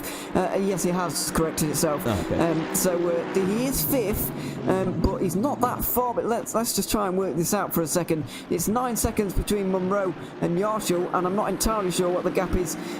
It's about another 9 seconds. So I think he's about 20 seconds maybe behind Alessio Pesquedo, which is not a disaster, but it's going to take a lot of closing if he wants to get through. But if these guys continue to battle like this, then the gap's going to close in no time. Does Tiziano Brioni repay the favour to Pesquedo? It doesn't look like it. He's just checked out, and Pesquedo is going to have to work for this one himself. Mercedes on Aston. Let's see if Pesquedo can hold a little bit more speed than Brioni was through 130. Yeah, he's just going to go straight down the inside. Roman on the outside once again. Oh, the speed of the Aston. Yeah, he just went straight round the outside there. I think Pescetti was a little bit tentative going in there because obviously when you go side by side through that incredibly fast corner, it can often end in disaster. Thankfully for those guys, he didn't. Pescetti going for the strategic options now. It looks like Brioni has as well. The race leaders, both Musto cars into the pit lane. Meanwhile, further down the order, Michael Slot in the 177 has been into the pit lane for a drive-through penalty for ignoring blue flags and causing an incident. And I'm afraid we have seen a couple of incidents where lap cars have been a little bit too involved in this race. Hopefully that is the end of them now. And this is very interesting for me that the Mercedes have already run out of fuel, because while I can understand Pescetti diving into the pits, Brioni was clear. He had clear air. It was his chance to go, and from him, he's back into the lead of the race again. Every time someone passes him, something happens and he's back into the lead. Yeah, it's quite comical actually the way he's able to just get back towards the lead when anything happens really. I'm with you on that one really. I don't really know why Brioni has come in. I think that I don't think they've run out of fuel, because after 55 minutes, if they're running out of fuel, they are in big trouble because they're going to be making 2 stops in this race, which I don't think anybody is. Pierluca Amato gets into that Musto 71 by the way, and he's out of the pit lane now. And Daniele Primavera is into the number 98, so those guys both out the pit lane now. But I don't know why Brioni has come in. I think they're going for the undercut, both of them, but why are they going for an undercut when Brioni had the clean air, the track space, and the pace on Vromont? I honestly don't know why that has actually happened there. Doesn't make any sense unless they thought, unless Tiziano Brioni just wasn't feeling confident in the car, maybe wanted a tyre change to come through, and they decided to throw some faith towards Pierluca Amato. Fortunately though for both muscle cars, they are into completely clean air, and maybe there were some back markers coming up if they had stayed out, so they have skipped the potential incidents with blue flags. But who knows, maybe that is something that we can ask them afterwards as Vromont dives into the pits. Now this is going to be critical, Ewan. It really is. Haniel Sabti is going to get into that number 24. And how is the fueling with these two cars? It's Mercedes versus Aston Martin. John Munro, you can see in the background there, also in. We're seeing some very early pit stops, and this is all being set off by Musto, really going for an alternate strategy. It's not totally out there, but it really is a little bit of a different one. I'm going to watch Pierluca Amato now. He comes through Spoon Curve. He's got Michi Hoyer just ahead of him there. And then he's got one of the Audis, which is a lap car. I think that might be Johannes Weiss, actually, in the Butler PAL 566, or 556, sorry. So Amato, a little bit of traffic on this lap, which won't help him, but he's not actually been slowed up that much. But the question remains, how different is the fueling between the Aston Martin and the Mercedes? Well, we're going to be finding out in about 10 seconds time. Pierluca Amato right on the back of Michi Hoyer. And this is a battle of ball position, so Michi Hoyer does not have to get out of the way one jot. Here comes Pierluca Amato onto the start-finish straight, and we just wait to see where is Roman. He's still in, he's still refueling, so he's going to come out well behind Amato, well behind Daniele Primavera, so the Aston not coming out well at all. No, coming out disastrously badly, I'm afraid. Ross McGregor's out the pit lane even before Alexander Vromont. The fueling has taken an absolute age. He's still sat there. Chris Vickers has gone now. I wonder if they're having problems with the driver change. There could be damage. There could be problems with the driver change. I'm not entirely sure, but it is an absolute disaster for AAA. It is absolutely horrendous for AAA, and this all means great news for the likes of Casper Henningsen and for Mr. Tim Yarshall, who is now leading the race. He's going to be coming out the pit, potentially in a third, if he can get a massive overcut on to Ross McGregor, who has just come into the pits for the number 23 Simply Racer team. But, well, it is still Pierluca Amato who is the effective racer leader, closing in on to Michi Hoyer, who is a little bit further up the road for seconds, if I'm not mistaken. Yeah, I think that is the case. By the way, Vromont is now out of that car finally, and now I'm going to have to consult the sheet here to learn how to say this. Yeah, so Vromont is French. as you might be able to tell from his name, although it's not typically a French name, he is French. So I'm going to say that Valentin, this guy, is also French. So what should we go for a French name? Because it's not going to be Barrier, is it? Being French, Barrier maybe, or something like that. I've got no idea. But apparently Michi Hoyer has had a bit of an incident here, and he is off the. Oh, he is as well. Let's see how big his damage is. Can't quite see from this angle, but it definitely looks a little bit crumpled at the moment, does Michi Hoyer? Yeah, I can't quite see where the damage is. Ooh. I think there's some cuts on the bottom left-hand side of the car. I'm sure Michi Hoyer will be diving into the pits this time around. They haven't made a driver change yet, have the number 84 team, so this will be the perfect opportunity to do so. But Tim Yarshall leads away. He's still got a pit stop to do, as it does Matt Beavers, Casper Henningsen, Sean Bennett, and Daniela Brambilla. So Gianluca Amato and Daniela Primavera will be your effective race leaders. And the Musto GD cars, they're just going to work together. There they are in your shot. Oh, pardon me, that's Tim Yarshall. Sorry about that. Now, I've saved you there. There's Felix Amato. See, that it was coming up. It was coming up, Ewan. Yeah. I'm ahead of the curve. Yeah. Well, yeah, I just basically tried to save you there, but anyway. It doesn't matter. There's Amato and Primavera who are running effective 1-2 at the moment. Ross McGregor looks like he's going to be third, and that is a fantastic drive from the number 23 guys. They've stayed out of trouble. They've kept their noses clean, as we've kept saying so far in this race, and it is really going to reward them in this race. That's just, as I said, fantastic driving from those guys. When this order gets shaken out, it's all going to make a little bit more sense, but for now, we're just going to have to deal with a little bit of confusion. It's a real shame for AAA there. I really wanted to see how they would get on in the second stint, but I'm afraid we what are they? They're nearly a minute behind Pierluca Amato. It's an absolute disaster for those guys, I'm afraid. But while these pit stops shake themselves out, we're going to take a short commercial break. You're currently watching the GTR24 Sprint Series here from Suzuka, and we'll be back with the second hour after this break.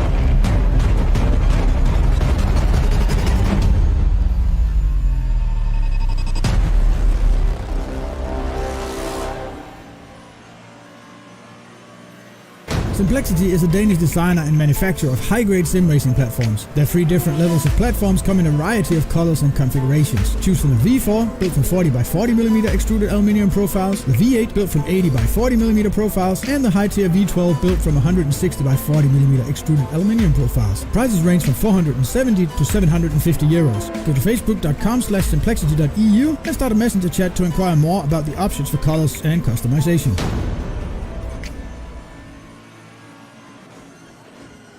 Communication. It started out as a conversation between two people, but as time went by and people's needs became greater, they developed more ways to communicate. Businesses today need to minimize incomplete connections. Therefore, it is critical that they provide optimal service. Xilinx desktop, mobile and web applications can process everything from normal calls and callbacks to chats, emails, and social media inquiries. Let Xilinx liberate your business.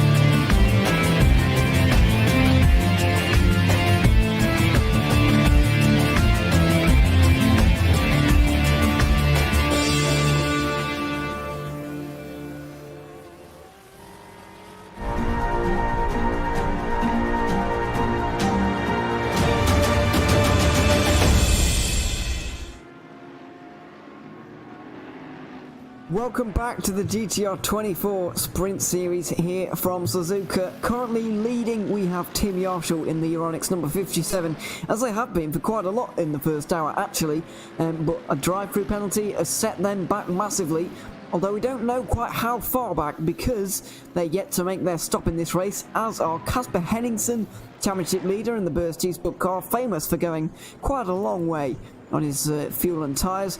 Matt Beavis, who was just overtaken, by the way, in the 37 Rookie Monsters Aston, as Henningsen comes in. And Sean Bennett also hasn't pitted yet in this race, but when they do, things will start to make a little bit more sense. But for now, the order is kind of all over the place at the moment. Michael O'Brien likewise hasn't pitted, neither has Carl Leikegaard, Rasmus Andreasen.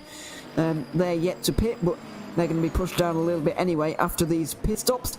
So Henningsen and Beavis both into the pit lane, and Daniele Primavera drive-through penalty for the number 98, causing a collision. And that, I can't remember who that would have been. There's so much has been happening throughout this race that I honestly can't remember what might have happened there for them to get a drive-through, but I'm afraid they have done. And yeah, let's just find out what it was from. Oh, it was from contact with Michi Hoyer. So that's why Hoyer got, was off the road, and that's why he had that damage. And they're a long way down. Mikko Mo's now driving in 14th position for those guys. But yeah, Henningsen's in, and we're going to see where he comes out here now. This is pretty important in terms of the championship. Pedersen's got in now, and where is he going to be when he exits the pit lane? That's the real question.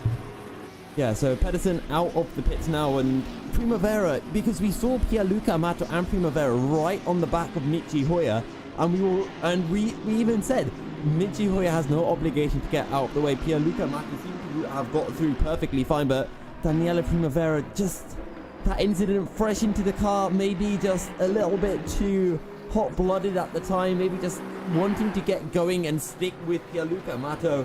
And that 1-2, that Musso GD, duet, just wanted to push through as quick as they can, but, well, it hasn't worked out, and once again, bad fortune, or, self-inflicted bad fortune this time for the Musso GD team, but crucially for them, Luca Amato in the GD main car, in the esports car, they are your effective race leaders, and we'll have to see where Primavera comes out of the pits. Might be very close to Jesper Pedersen, but we will have to wait and see. Yeah, let's just say, oh no, we won't be able to give a check on those guys just yet because Pedersen is on an outlap. And although, I think Primavera is going to be behind him, so it's not looking good for Musto completely. I know they're in the net race lead at the moment, but Primavera, I think, is going to come out behind. As well. He is, yeah, from the lead. So where is he going to come out? I'm going to presume it's around Ross McGregor territory, probably behind him actually, and just ahead of Matt Beavis, which is where he was, I believe. Can't quite remember, but he's definitely going to be ahead of Jesper Pedersen, which is important in terms of the championship. So yeah, very interesting developments going on, but Primavera carries on for another lap. He's got clean air at the moment, so he's using it right now, and they're probably seeing if they can get a reversal on that penalty, although, as we've seen before, I don't think they're going to be able to.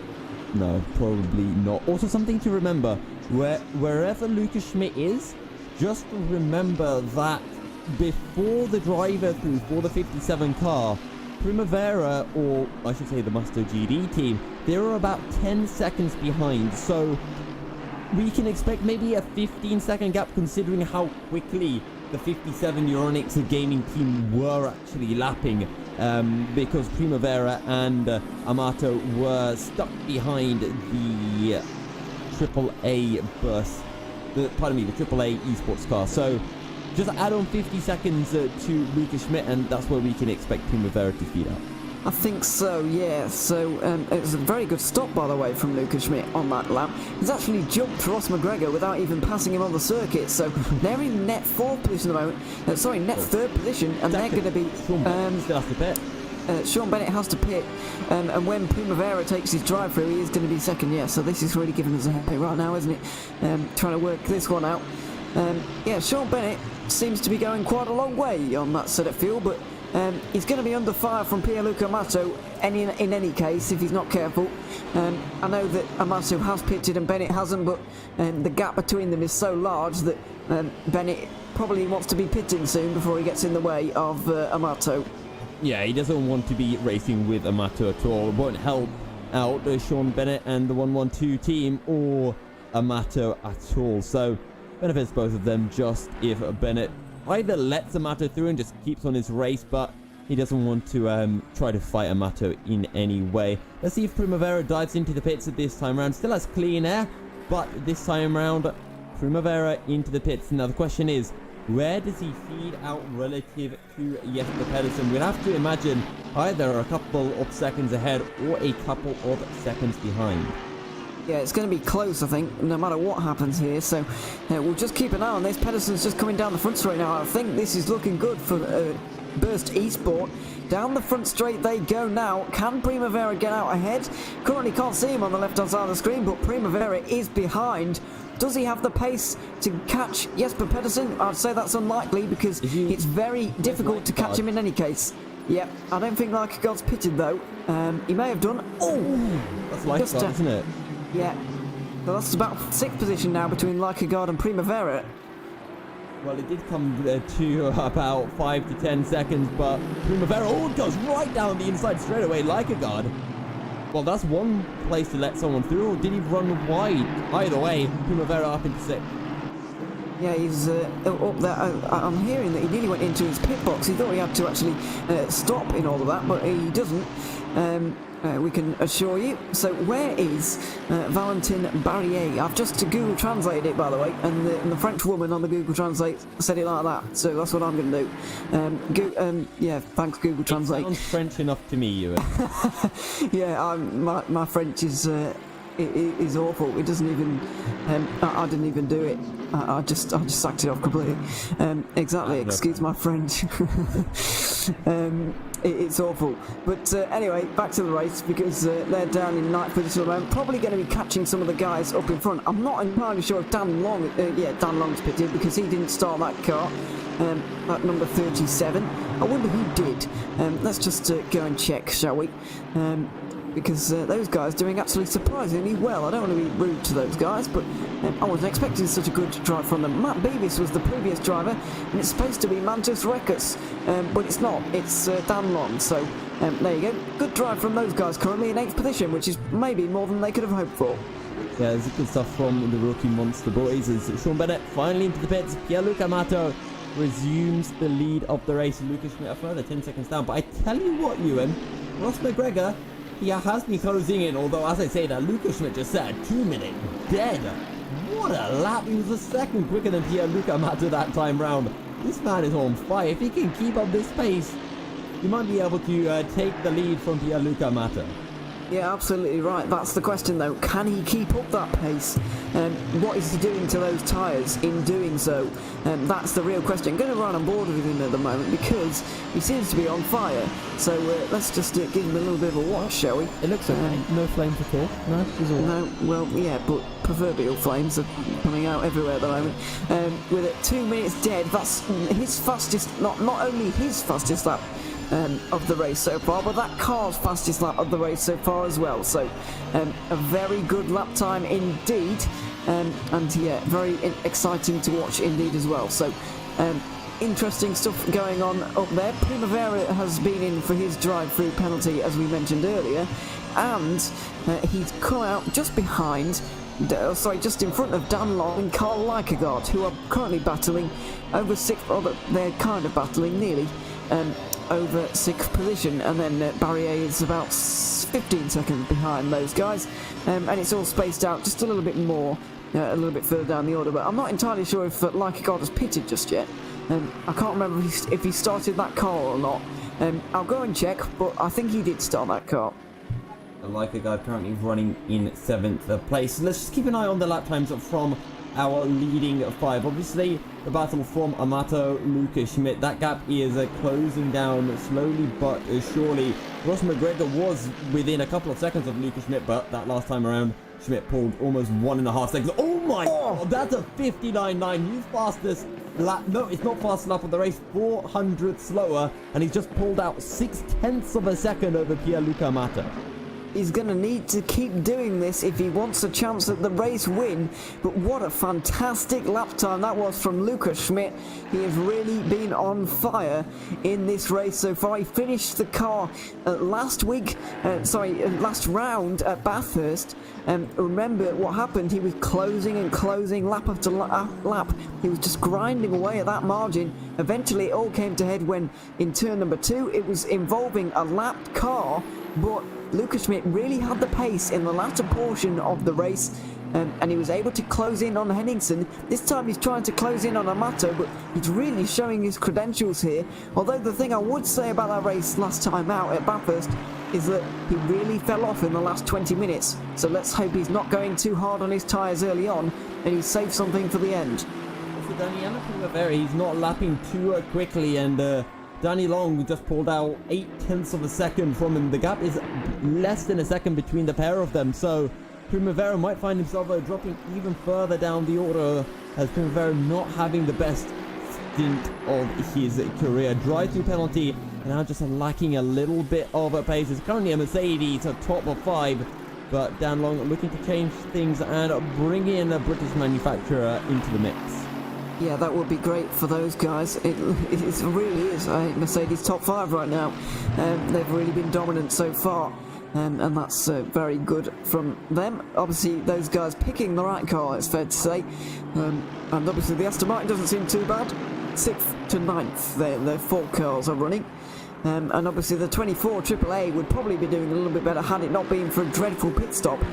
Now they're a minute behind the race leaders, but Lucas Schmidt already is back down to earth. He lost half a tenth on that lap, but when you're 12 seconds behind your rival, you can't afford to be losing any time really.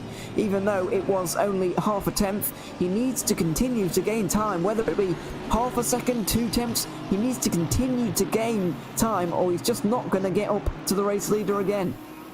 Nope, and the gap currently is sitting at about 12 seconds.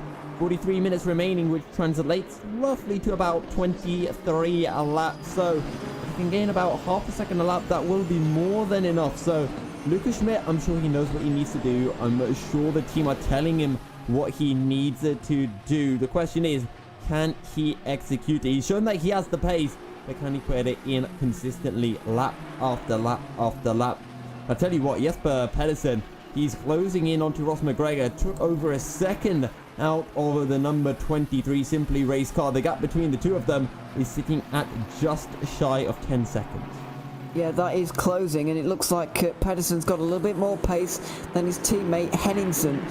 So he's doing a good job right now, and I wonder if he's going to be able to get onto the podium. It will be a fantastic drive from them, considering they were down in 13th towards the start of this race. A crazy start to this race, let's say. It really was fantastic to watch. Might have been quite stressful to be a part of, but you know, it was good to watch. As it looks like that was some loppery going on. I thought Dan Long had actually got through on Primavera there, but he hasn't. I was expecting Primavera to actually make up some progress in this field and maybe try and chase down Pedersen, but he's actually going the opposite way at the moment and coming under quite a lot of pressure now. Yeah, he is indeed, and Dan Long putting in some decent lap times, so lower 2-minute ones. Obviously nowhere near the pace of the guys up at the front, Pierluca Amato and Lucas Schmidt, well into the 2 minutes. The same can be said for Jesper Pedersen, who is having a much better stint than Casper Henningsen was having. Oh, yes, he's definitely had a better start to his stint. Let's put it that way. He's just taken another 9 tenths out of Ross McGregor there. And this is the battle for 3rd position. We were counting, well, I was counting them out earlier on, and you said you shouldn't because their race consistency and their ability to stay out of trouble was just fantastic. Well, they weren't able to stay out of all the trouble early on, it's fair to say. Henningsen got caught up in a few accidents, and he very nearly got caught up in the main accident in this race, the one that took out Philip Matzik down at Spoon Curve. That could have been massive for those guys. They were in a 6 or 7 car train. And they somehow managed to come out unscathed. You've got to take your hat off to Henningsen for that one. And now that Pedersen is in the car, they're really beginning to make progress and just showing once again why they're the championship leaders and why you can never write them off. Speaking of leaders, Pierluca Matic still leading the race, and He's kind of stabilized his lap times, as is Lucas Schmidt. They're both setting practically identical lap times, and the gap has stabilized at around the 12 to 13 second mark. Jesper Pedersen, though, still closing in onto Ross McGregor. Took 9/10 out of him last time round, and now the gap is sitting at 7 seconds. Yeah, it's getting a little bit spaced out in some areas. Oh dear, oh dear. I don't know if I still haven't gotten to the bottom of whether he's stopped yet. His teammate is Steven Salsgaard, so I don't think we've seen him yet. Correct me if I'm wrong, but I don't remember seeing Salsgaard in the race just yet. But like a god, drive through. I wonder what that was from. We're probably going to get notified very shortly. There it is, and it's a cut track drive through for poor old Carl Like a God.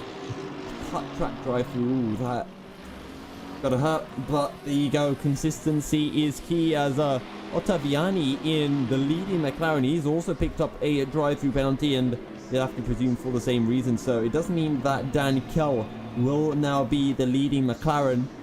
Danny Long still hunting down Primavera, still looking for a potential way through. Once again, further up the order, Pedersen taking another second out of Ross McGregor, and the gap is now almost 6 seconds. Yep, it is, and ever closing between those two. Are we going to see a battle? Well, I think we are, to be honest. With the way that gap is closing at the moment, as Carl Like a God comes in to serve his drive-through, or has he come in to serve his pit stop? That's the real question here. He's taken that. Oh, he's going in to serve his pit stop because he's going onto the pit apron. He's absolutely run that tank dry after 80 minutes. We thought that I think it was Henningsen that took the car a long way in the Hungaroring. Yeah. And Carl Like a God has just done the same there with a heroic stint from him, and he finally let Steven Salsgaard have a go in the car. I would have agreed with you, Ewan, a heroic stint if it wasn't for picking up the drive-through right at the end. Nearly heroic. Nearly heroic. Yeah, he definitely managed to take the fuel and tyres a long way. No, well, maybe he got the drive-through because he was off the road because of the state of the tyres, but we just have to wait and see, really, as Alessandro Ottaviani is into the pit lane. A very long name there, but we got for it, as that's his drive-through, because he's already made a stop today. That's the 68, and I can't remember who his co-driver was. Just going to look up and down to try and find him, but I can't immediately. Now saying that Like a God, instead of having a drive-through, has a stop and go for 30 seconds, so... He sped? Maybe. Yeah, he has sped. He sped in the pit lane. What were we saying about heroic drives? I've jinxed him, I'm sorry. But that's gone downhill very quickly. It just shows that one mistake, arguably, he will think that he could have avoided one of those cut tracks, and it was a very small mistake. Yeah. And it's led to a drive-through and a stop and go 30 seconds. So absolutely disastrous, just one mistake. For the number 777 DSR car, this is an absolute nightmare. It is. That's very good. I noticed that. That was I like that. I'm not sure about everybody else, but I don't think they realised, to be honest. It can but be that was quite secret. Basically, the car's called DSR Nightmare. It's been a nightmare for them. That's the joke. Anyway, moving on. 11th position for those guys. Pedersen continues to close in on Ross McGregor. 1.1 seconds on the last lap. And Primavera and Dan Long continue to... I'm just trying to distract from the fact that people are not going to enjoy that. So I'm sorry if you were offended by the state of that joke. But, yeah, it was quite good. Anyway, Apologising for my joke, Ewan.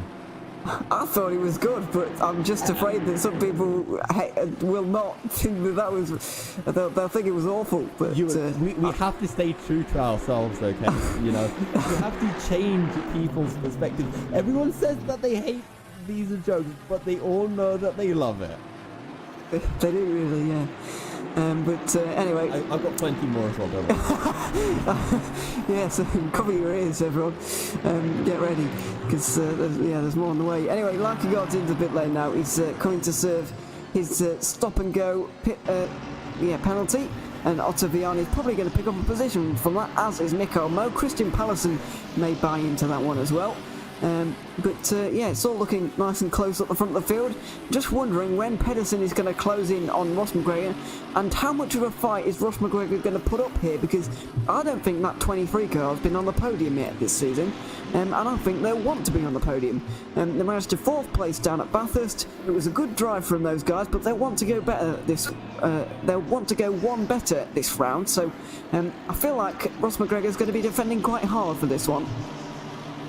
Yeah, I think they definitely will be. Pierluca Amato still leads. What's the gap looking like at the moment? Nah, still about 11 seconds. I think Amato has this one pretty much covered. But of course, Pedersen and Ross McGregor in the 23 and the number 94 of the Simply Race and the Burst Esports Simplexity cars. Don't forget, Jesper Pedersen and Burst Esports Simplexity are your championship leaders at the moment. They've got a 35-point lead over Musto GD. And, well, if they can find a move on Ross McGregor, it would be good damage and limitation, considering how the first part of the race was going for them. Yeah, it wasn't going particularly well. It was, nearing a disaster. Fortunately, they managed to keep their nose clean from the incidents that they witnessed, managed to profit from it, of course, and now they're in 4th position, trying to chase down Ross McGregor. I believe that is the Mercedes we can see just out the front windshield, as if it's the back windshield, I mean just the windshield of this Mercedes. If that's the right Mercedes, I don't think it is actually, because it's going a little bit slowly. But I couldn't tell you quite which one it actually is, so a little bit of work to do here for Pedersen, but I think he's more than capable of doing it, because I think, to be honest, if I was to be harsh and pick between Pedersen and Henningsen, I would pick Pedersen on pure pace. Yeah, it's been a very good job so far from Pedersen, and yeah, he's just having a much better time of things than Henningsen at the moment. Maybe we will see Pedersen start the next race at Laguna Seca, or maybe Burst Esports Complexity will just try to stick to this idea of giving Pedersen the car at the end to claw in whoever it is they're chasing. This time it is Ross McGregor, and another set. Actually, that was 1.5 seconds Pedersen took out of Ross McGregor last time round. The gap is now just at 3 and a bit seconds. Yeah, it is really closing down between those guys. 3 and a bit seconds, as you mentioned, but we're approaching the final half an hour here, so it's time for one more commercial break.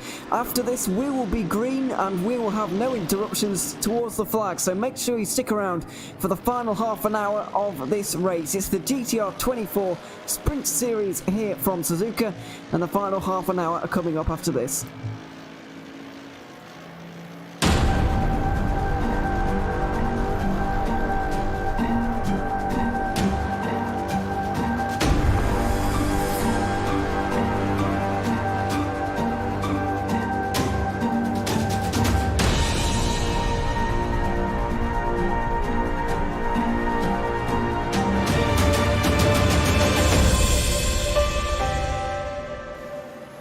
Communication. It started out as a conversation between two people, but as time went by and people's needs became greater, they developed more ways to communicate.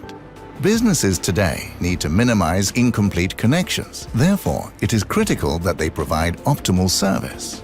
Xilinx desktop, mobile and web applications can process everything from normal calls and callbacks to chats, emails, and social media inquiries. Let Xilinx liberate your business.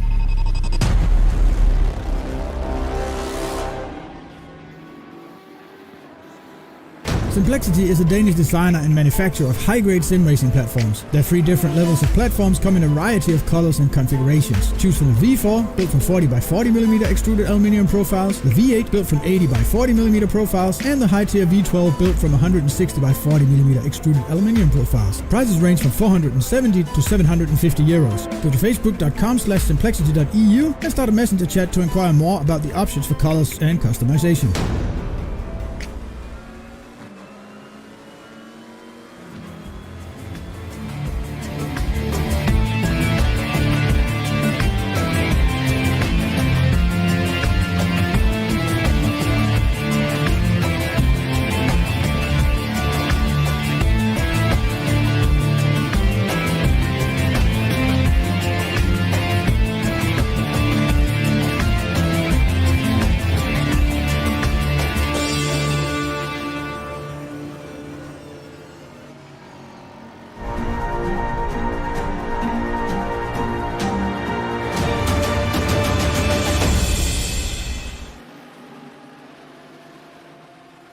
Welcome back to the GTR24 Sprint Series here from Suzuka. We are into the we will be in 5 seconds into the final half an hour of this race, and it's all looking very rosy for Pierluca Amato at the moment, who's just done a 2 minutes 0.7.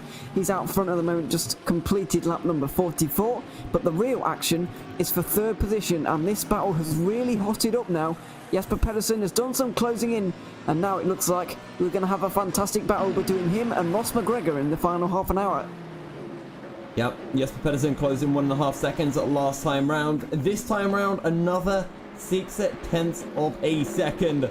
There's one back marker between the pair of them, but aside from that, Jesper Pedersen will just be hunting in Ross McGregor as quickly as he can. In fact, I think the back marker will be overtaking Ross McGregor, because I'm not quite sure who the back marker is, but the back marker is quicker than McGregor right now.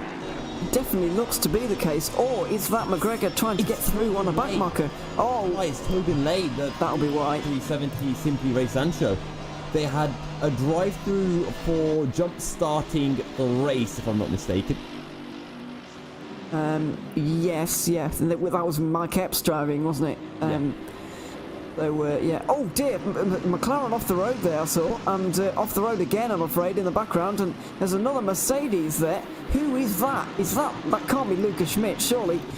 Let's just check on Lucas Schmidt. No, he's fine, but 2 cars off the road there, and a McLaren and a Mercedes have just been off there, and I'm not entirely sure who they were. I think it's Alan Hansen. Wait, is it Alan Hansen? No, he's just pitted. What about Jesper Wim Hansen? Maybe. Can't quite tell. But, oh, there's that. No, Alan Hansen is in the pit lane now, so... no idea what's happened there, but Ross McGregor and... Gert Nielsen. Ah, there we go. There we go. Currently last position for those guys, unfortunately. Not going very well. But Tobin Lee just gets out the way for Jesper Pedersen there. That was very nice of him, because he could have easily stayed there and got in the way, because he has the pace to run with these guys. It's such a shame that they had that incident earlier on. They're about 2 laps down now, I think, but they're definitely showing that they have the pace, and it's good practice for them for the rest of the season. Also, Tobin Lay, he had Mike Epps had the drive-through penalty. Tobin Lay took over, and Tobin Lay's been driving since the 10-minute point from the start of the race. So, yeah, but Mike Epps effectively just got the sack, got the drive-through penalty, and Simply Race Sancho were like, no, we're having none of this. Tobin Lay, you get in the car. We don't trust Mike anymore. Well, that would be a turn-up, wouldn't it? That would be a little bit rude. I wonder if Alan Hansen's just been in the pit lane, and he's sped in the pit lane because he's got a stop-go 30 seconds there, which is unfortunate.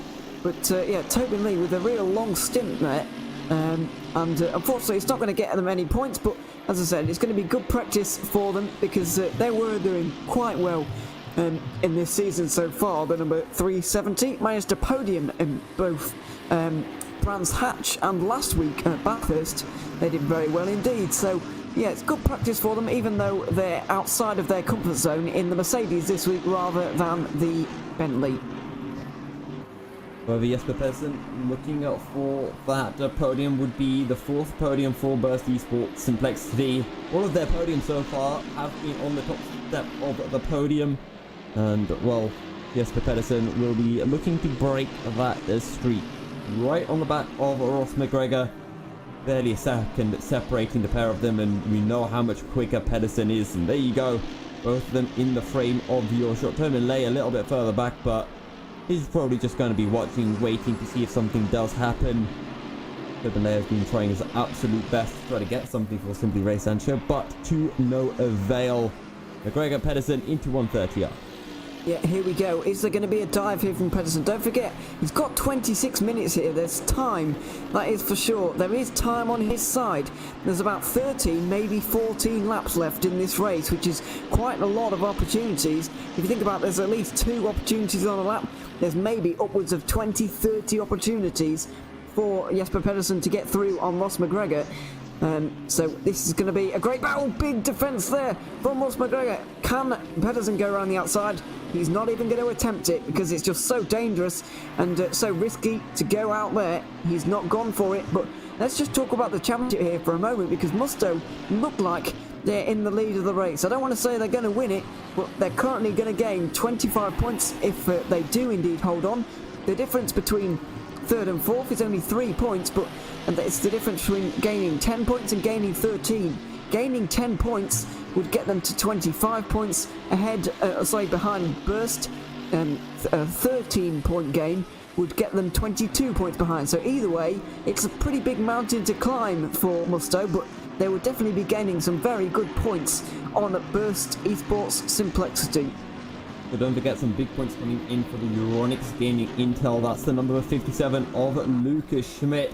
And this result, we'll see them just at 230. Pedersen's just tapped Ross McGregor around. He's got it back around.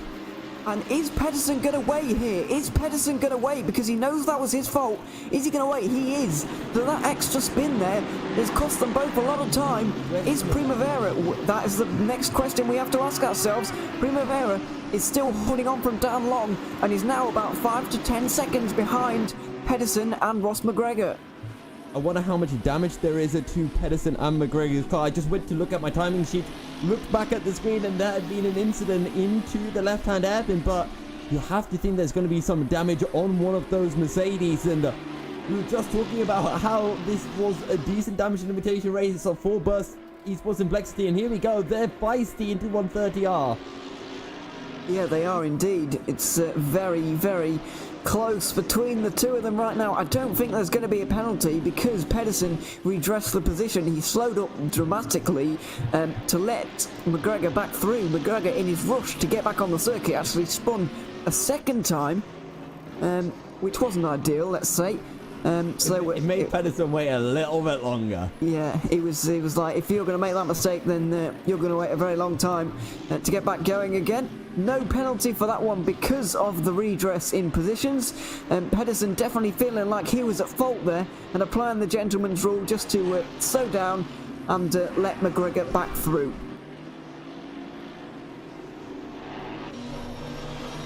So then, what can Pedersen do? That's the big question. Just under 23 minutes to go here. Yeah, it's going to be a very interesting battle. Now, can Ross McGregor hold on? That's the big question we're asking here.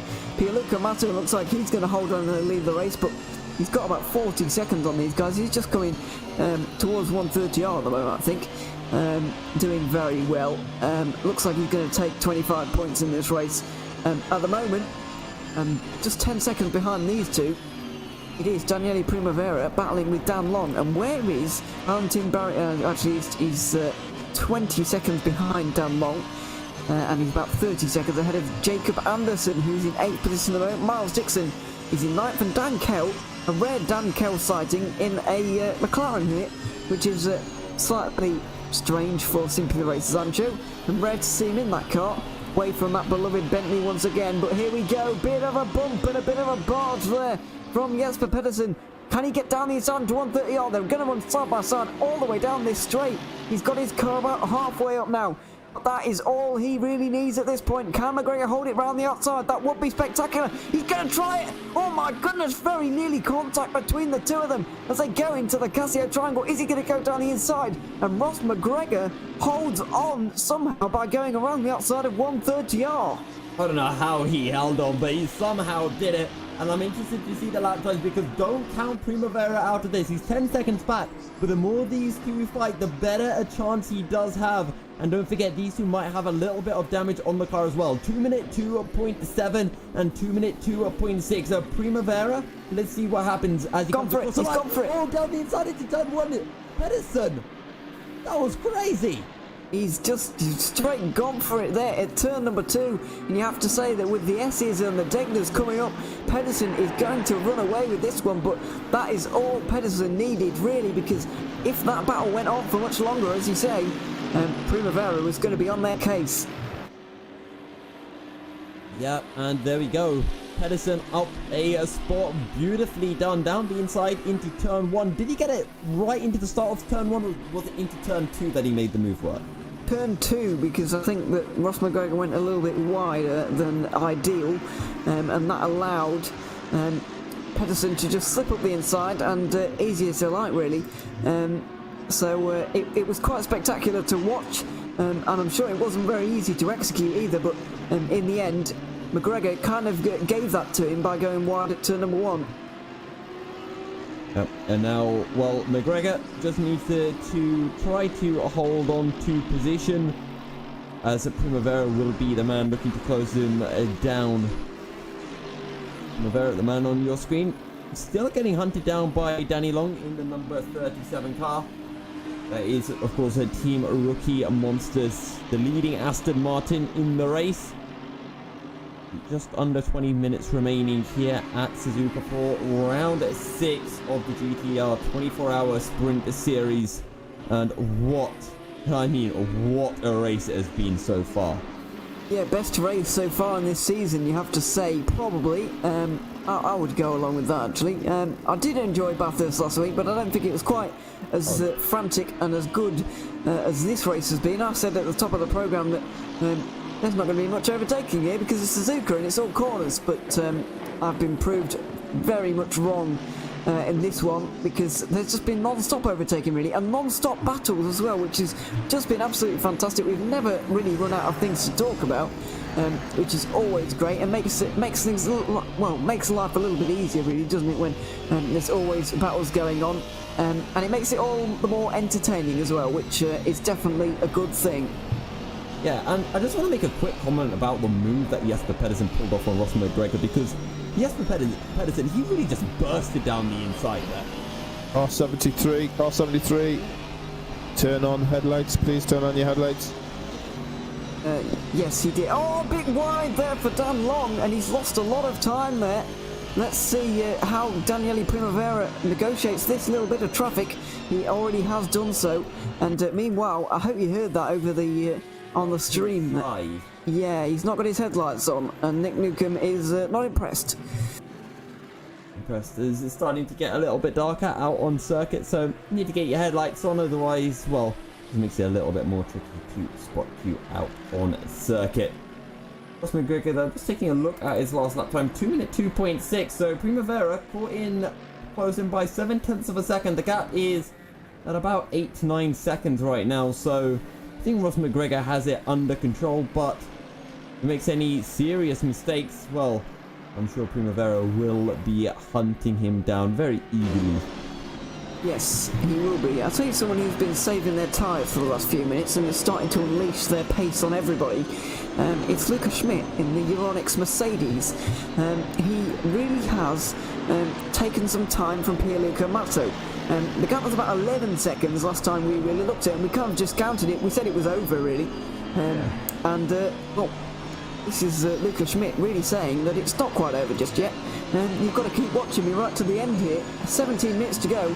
Just took half a second out of Pierluca Matto, and he looks like he's going quicker than him once more. It's going very well for the Italian at the moment. He's pushing very hard, that's clear to see. But does he have enough time? Sorry, he's German, I shouldn't have said that.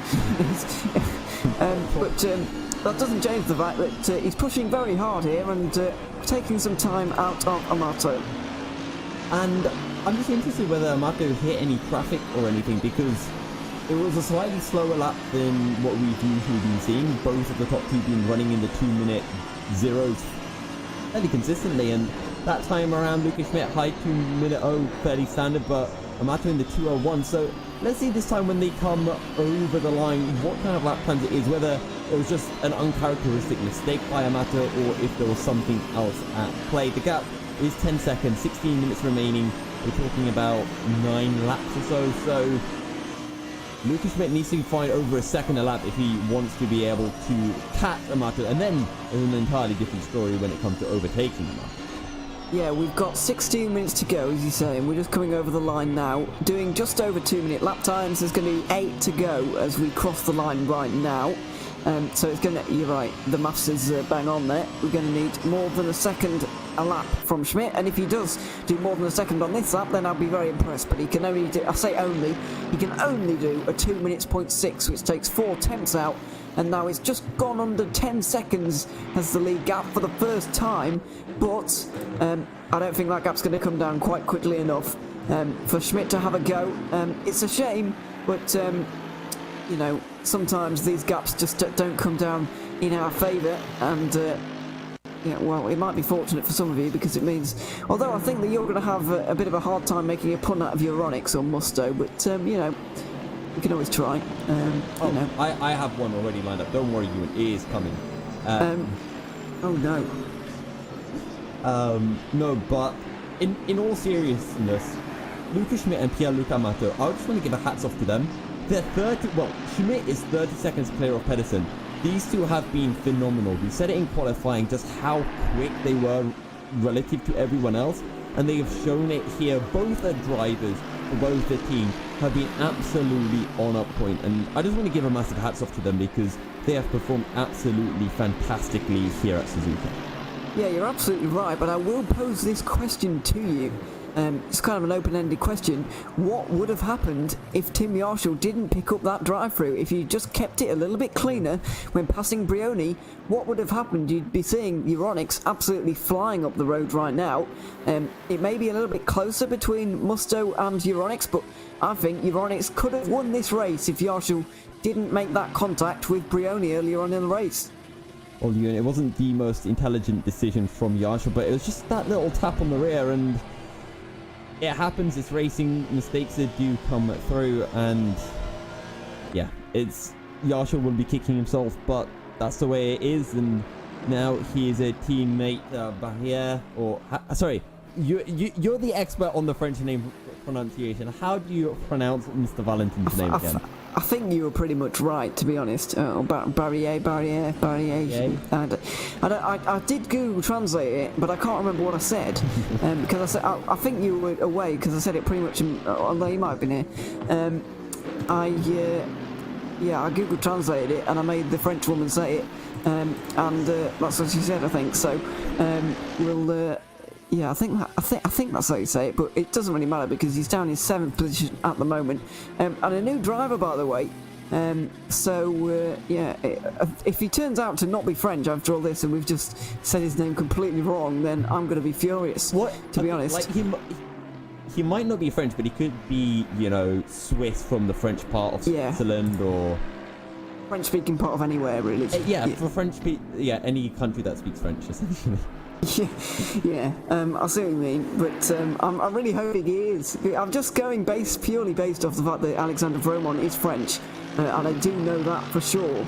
But I don't know what the nationality of Valentin Barrière. But if Barrière sounds like a French name, it does a bit, doesn't it? So we'll go with that. Yeah, hopefully they're up towards the front a little bit more next round at Laguna Seca, where they may use the Aston Martin again. They may not. They've used the Mercedes before, have AAA, and they won the race at Spa with it. So, yeah, they may go for that, or they may stick with the Aston Martin. But it's a real shame to see them lose about a minute in the pit stop window because they were battling right up towards the front, and they're the only car that I know of that have not been involved in any incidents today. Yeah, and don't forget Tim Yarshall put it on pole as well. So it was looking really good for the 24 AAA team, but you know, it was looking like it could have been a great comeback for them, you know, pole and maybe the win as well, but this hasn't really worked out for them. And even when you look at their quickest lap time, it's not at the same level as Pierluca Amato and Luca Schmidt. So to be honest, I think Amato and Schmidt had this one covered anyway, just from raw pace alone, because they are the only two drivers who have been able to get into those 59s, and only two drivers to get into the 59s by, you know, almost half a second. Yeah, they've not quite got the overall pace that the guys at the front do, but it's close, we'll say that much. They're just 5/10 away in terms of their fastest lap. It was a 2-minute point 3 for those guys, and a 59.8 is what Amato and Schmidt have done. Meanwhile, their gap has stabilised at 10 seconds. They're pretty much matching each other like for like right now, and nobody can really catch each other. So it looks like that's going to peter out, and Pierluca Amato just needs to keep it on the road. And you've got to say that Musto GT Esports do deserve a race win in this series. They've done so well so far in this season, but somehow they've managed to avoid the top step of the podium. Well, today it looks like it finally might come for them. Well, Botlapal definitely helped them not get a win last time out at Bathurst, and well, AAA tried their best, but Tim Yarshall ended up getting the drive-through penalty, and Pierluca Amato, at the time, it wasn't Pierluca Amato, it was his teammate, was able to keep it on the track. It was a beautiful save, and enough to keep them going. Now Pierluca Amato leads the way for the Musto GD team. We'll get some big points incoming, but Jesper Pedersen, now Jesper Pedersen, at the risk of completely jinxing him, he has had a really heroic drive. There's been the one incident that he had when trying to pass Ross McGregor. He slowed down fantastically, let McGregor back through, and then overtook him once again. Now he's up into third, and it's been a really good drive from Pedersen, with the exception of that one mistake. But again, he dealt with it fantastically, up into third now, and he's really made the most of what could have been an absolutely horrendous situation for the Burst Esports Complexity team. Yeah, it was looking like it could have been a disaster for them. The whole weekend or the whole night would have been an absolute write-off for them the way it was going, but it's gone much better for them in recent times. They dropped as low as 13th, I think it was, when they were at their very lowest. And now they are right up onto the podium again. I just can't believe they've managed another podium. They've never finished below 6th position in this season, and that even came at Spa. So since then, they've not finished below 4th, and it looks like they're going to keep that record going. Absolutely fantastic from them, but what else would you expect from two world-class drivers? That is one of the best lineups, you have to say. When looking at these, the entry list for this grid, I think that even though they didn't really show their colours in Spa, they definitely, well, we've got some absolutely world-class teams here. You know, the likes of Euronics, Burst Esport, AAA, Team Rookie Monsters, Simply Ray Sancho, you know, world-class teams. But out of the bunch, let's say that Pedersen and Henningsen are two world-class drivers, and I don't think that any other team can say that they have quite that strength in depth right now. Well, I'm sure once Burst Esports Complexity, if they do get jumped in the standings, they would disagree. And to be honest, I think Burst Esports Complexity, they've shown just how consistent they are. You know, they worked with the Lexuses in the opening few races. They kind of switched it up recently. Now taking the Mercedes here at Suzuka. But in all honesty, I think in the most recent couple of races, I think Musto GD have looked like the strongest team, to be fair. You know, they picked up the second back at the 4th round of the season. And then, well, at Bathurst, they look like they could have potentially won the race if it wasn't for that contact. And again, you can't blame Pierluca Amato for that contact, entirely out of his control. And now, here tonight, another fantastic drive from Musto GD. And themselves and the number 57 of Euronics, these two teams, they have been in a completely different class. And you probably throw AAA up there, but they've been gone for a couple of weekends, so, or I should say for a couple of races, so you can't really judge. And Team Yarshall, sure, he put out an absolutely fantastic performance in qualifying, but again, a couple of mistakes, and it just feels like in the race they haven't had that same kind of raw pace as the likes of Musto and Euronics. And I do think we do have a very nice four-way battle for the lead: Burst, Musto, AAA, and Euronics, and those are the top 4 in the standings. And I can't wait to see how the championship does evolve over, you know, the next 2-3 rounds. Yeah, I think that if Musto can keep their nose clean and really, get some good results in the next few races, then I really think they can really bring the charge to Burst Esport. And if they're put under that kind of pressure, how are they going to respond? That is the big question really for me.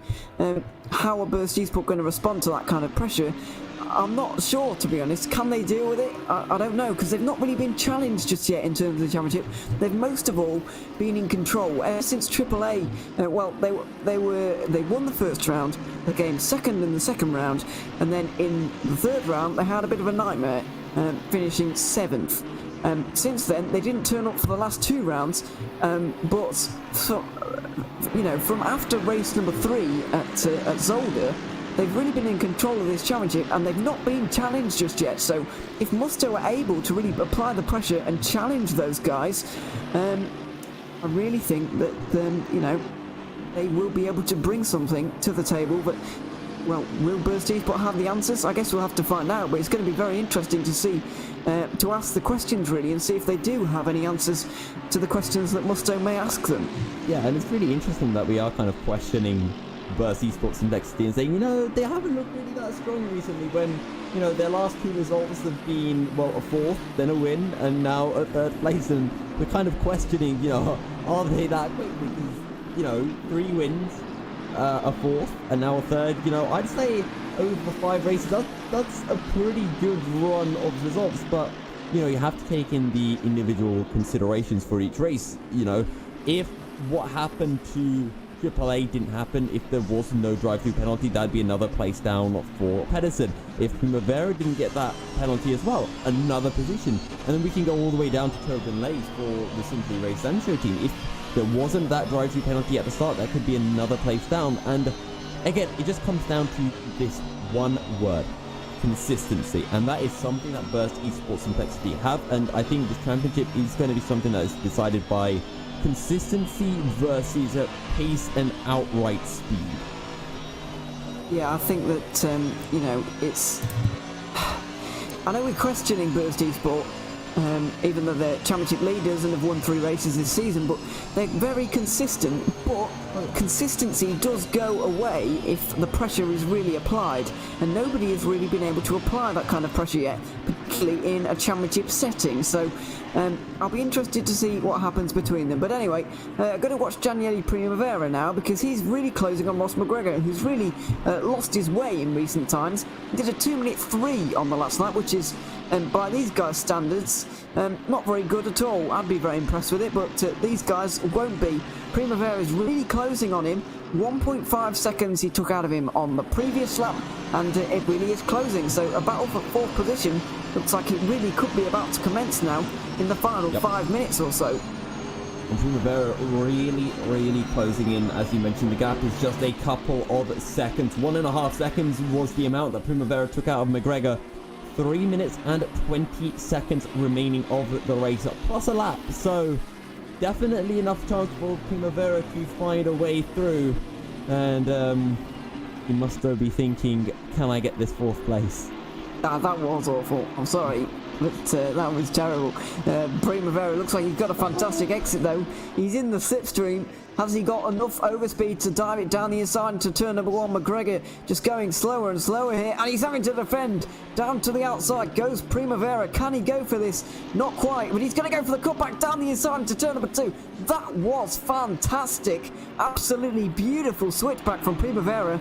And Ross McGregor had absolutely nothing to defend with there. His tyres looked absolutely shot. Oh, that was amazing, and you have to agree, that was just simply great racing.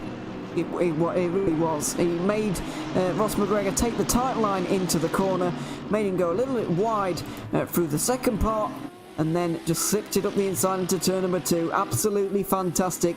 And to be honest, that's, to me, with the tactical nous you need for that, that's even more impressive than a move around the outside of 130R. I know it doesn't quite have the bravery, but the astuteness there from Primavera to get that move done was absolutely beautiful, and really enjoyed that move, to be honest.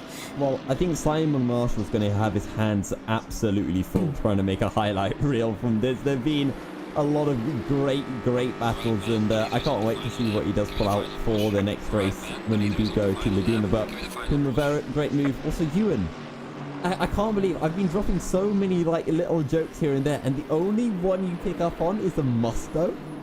It's because it's not Musto, is it? It's just Must in that sense. But you know, it was. I didn't actually realise you'd be dropping them in everywhere. I have not been noticing. They must have been too terrible for my brain to even register. I'd like to think that they were so good that they just blended in flawlessly. Maybe they did, yes. But we believe now that we're on the final lap. Just 1 minute to go now in this race, and Pierluca Amato is at Degner 2. As we keep mentioning, Musto definitely deserve this victory. They've finished on the podium a few times this season. It's fair to say a third and a second so far, but they're going to go one better here today, and who better to deserve it than Pierluca Amato and Tiziano Brioni. You can't floor them one bit. They had everything thrown at them. There was a contact as well. And, well, Tiziano Brioni, he got a little bit red. He tried to push a bit, made a couple of mistakes, but Pierluca Amato got in the cockpit, got everything back under control, and he hasn't made a single mistake all race long. What a drive from the Musto GD Esports team. Good drive from Musto GD Corsa as well, but Pierluca Amato will be taking the flag here at Suzuka. Yeah, here he comes then into the Casio Triangle for the final time. It's going to be the 59th lap. It's been an absolutely fantastic race from both Pierluca Amato and Tiziano Brioni. Here he comes, final corner, and Musto GD Esports get a foothold in this championship once again with a win here at Suzuka.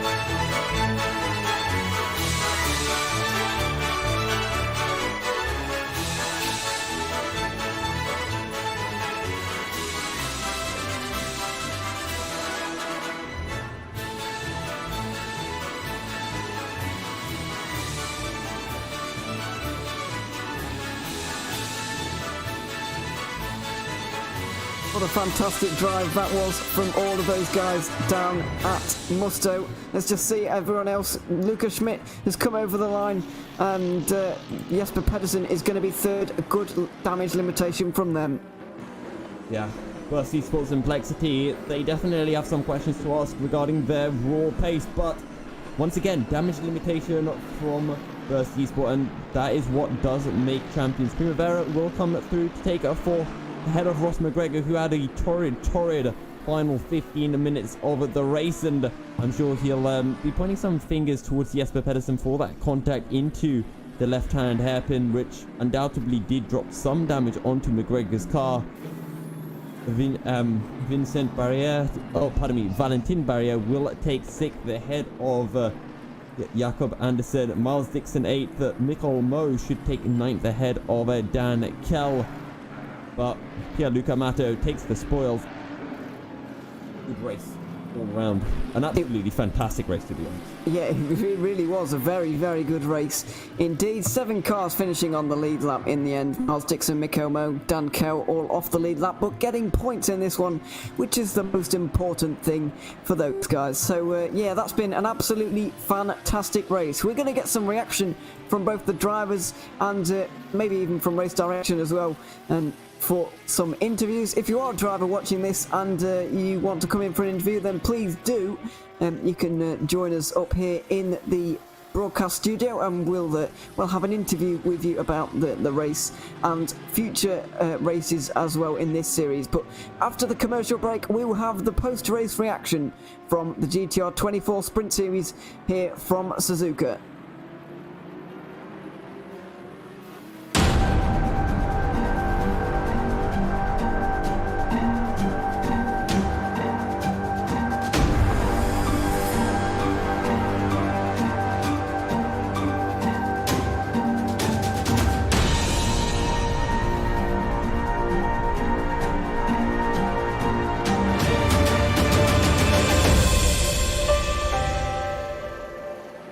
Communication. It started out as a conversation between two people, but as time went by and people's needs became greater, they developed more ways to communicate. Businesses today need to minimize incomplete connections. Therefore, it is critical that they provide optimal service. Xilinx desktop, mobile and web applications can process everything from normal calls and callbacks to chats, emails, and social media inquiries. Let Xilinx liberate your business.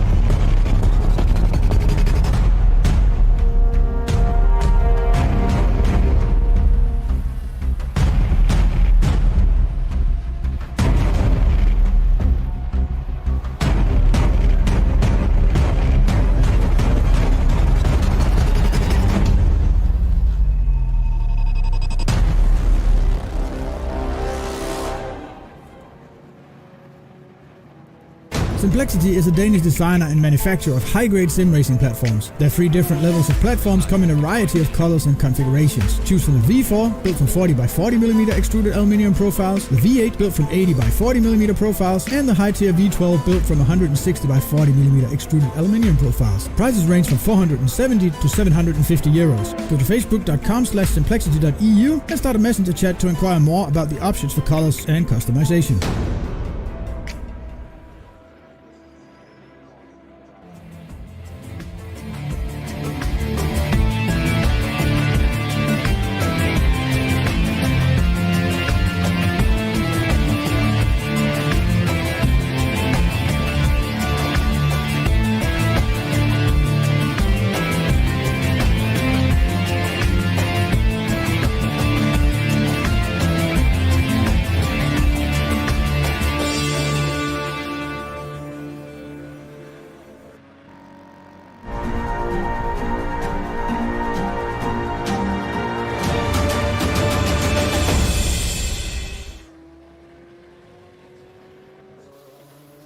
Welcome back to the GTR24 Sprint Series here from Suzuka. We've just finished the race here in Japan, and it was Musto GD Sports finally getting their race win. There for the number 71 crew, Burst Esport crucially in the championship, getting a 3rd position, so they've lost 10 points here today, but I don't think they'll be too demoralised by that one, Yusuf. It wasn't a bad result from them, particularly considering they span early on, found themselves down in P13.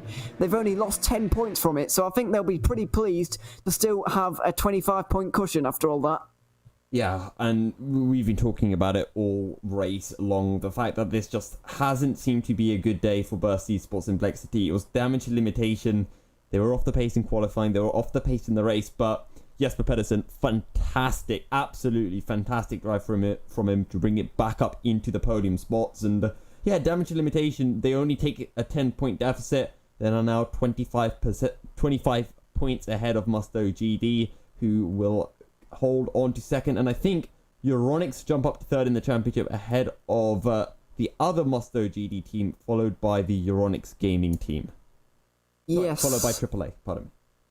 Yes, so there's going to have to be some calculators whipped out in all this working out, because it's a little bit complicated to try and do the maths on the fly here. I think AAA was 7th or 6th, weren't they? Euronics are definitely 3rd. It's just whether AAA are ahead of the Musto 2nd team or not. Yes, so 12 points for the 98, and I think that AAA are going to get 8 points at the very least.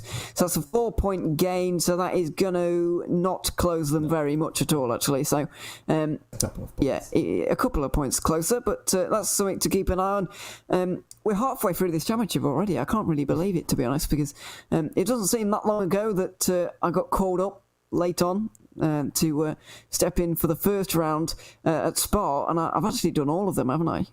Yeah, I did the first one with Peter, did the second one with Aiden, and then it's been me and Yusuf, me and you for a long time now.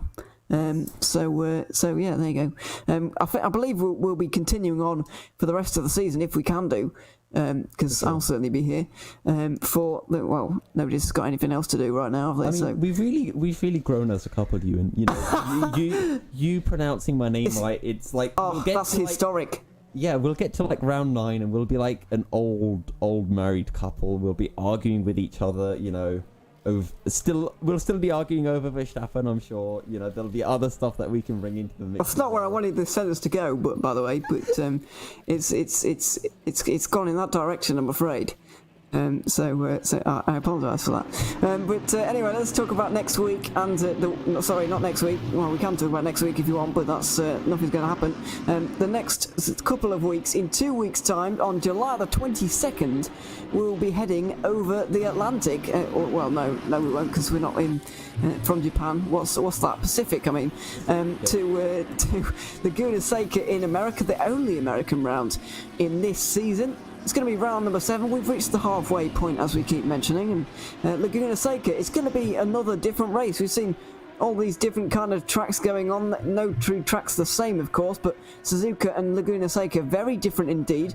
And I'm just wondering who's really going to prevail. Is it going to be one for the bigger cars, like we saw back at Zolder? We saw them quite strong, and Brands Hatch, the bigger cars like the Bentley, the Aston Martin, and the Lexus, the ones that you can take your kids to school in, they were doing very well indeed at those circuits. Is it going to be another one for those guys, or is it going to be another one for the nimble and sleek McLarens or Audis? I'm not entirely sure, really, which one Laguna Seca is going to suit.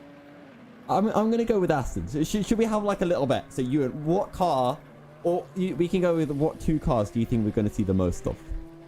I think it's going to be another one for... actually, let's think about this logically first. Logic? Well, yeah, sorry. It's closer to Brands Hatch than anything else, really, isn't it, Laguna Seca? Maybe Zolder is quite close to. McLaren weren't bad at Zolder, but they were pretty bad at Brands Hatch. Audi, well, average. I'm honestly not sure. I'm going to actually hedge my bets in 2 ways. I'm going to go for Lexus and McLaren. Okay, I'm going to go Aston and Lexus because I think you're wrong, Ewan. I don't think Laguna is like Brands Hatch. I think it's much more like Zolder. Brands Hatch, you've got lots of high-speed corners, especially at the back end of the circuit. Laguna, you don't have that in the same way. It's much tighter, twistier. So I think it's more similar to Zolder in that aspect, but I don't know. Let's see. I need to have a quick word with Burst Esports to say make sure you pick the Lexus and not the McLaren because I need to make sure to get the points. Or actually, I'll just tell them pick the Aston because then I get points and you don't. So yeah. I'm making a note of this, by the way. I'm actually writing this down. What you said, and I will bring it up when we do get to Laguna Seca. Well, I really hope I'm right now, but I would argue. Yeah. Well, I'd argue that Laguna Seca has a lot of medium speed corners. Like turns 2, 3, 4, 5. They're all medium speed to high speed, possibly. And that's similar to Brands Hatch. And then obviously you just slow down a little bit at Brands Hatch. You got Druid, I think it is, the hairpin turn 2. Yeah. And then obviously you got the corkscrew at Laguna Seca, and then in the final sector it's kind of medium speed until you get to the final corner. So yeah, I don't know. It's the bottom line because it's kind of hard to actually predict this one. I've never actually driven any of these cars in this game. Never driven. I've not driven this track for a long time. I think we can both agree that when we get to Laguna, whichever one of us gets more points, we'll just act like we understood exactly why, and we'll explain that into depth, and the person who lost will be just forced to accept it, and that's how it'll go. That's the secret to broadcasting. Pretend you know what you're on about, even if you actually don't. There you go. There's a tip for you all. If you ever find yourself in an unfortunate position, you can just make things up. There you go. Yeah. You don't really. You'll never get. Well, sometimes you do. No. Never happened. That sounds a bit relatable for you there. But we won't go into that kind of sadness. Unfortunately, it doesn't look like nothing. Unfortunately, it doesn't look like we've actually had any drivers in for an interview here. So I'm just gonna. Who was that? Was that somebody else's Discord? Sorry, not Discord. TeamSpeak. Pinging, I think it was, because mine isn't. But yeah, it doesn't look like anybody's going to join us for an interview, unfortunately. But I think we will round off the stream here in any case because we haven't got any drivers to talk to, and Nick Newcomb has already gone. I was going to talk to him as race direction, but unfortunately he has gone already. But yeah, that has been it for your Suzuka round of the GTR24 Sprint Series here in Japan. I've been Ewan O'Leary, and I've been alongside Yusuf bin Sahel once again, and we will be back with you in 2 weeks for the Laguna Seca round on July the 22nd, Wednesday at 6:30 UK time, 7:30 in Europe. But from all of us here at GTR24, until then, we'll see you soon. Goodbye for now.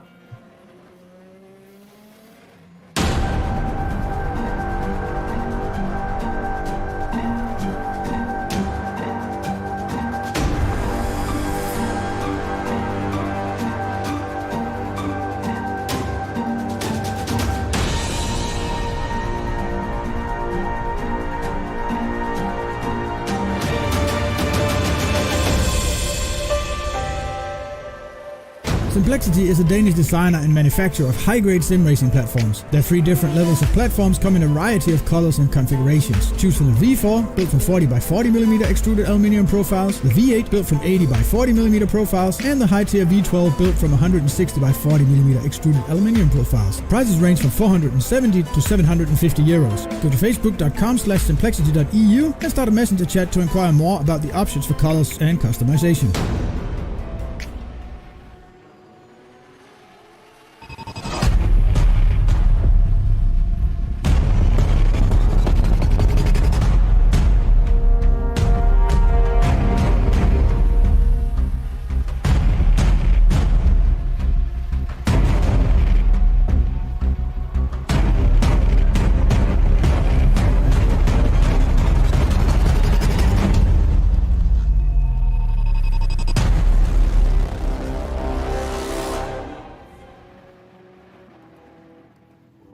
Communication. It started out as a conversation between 2 people, but as time went by and people's needs became greater, they developed more ways to communicate.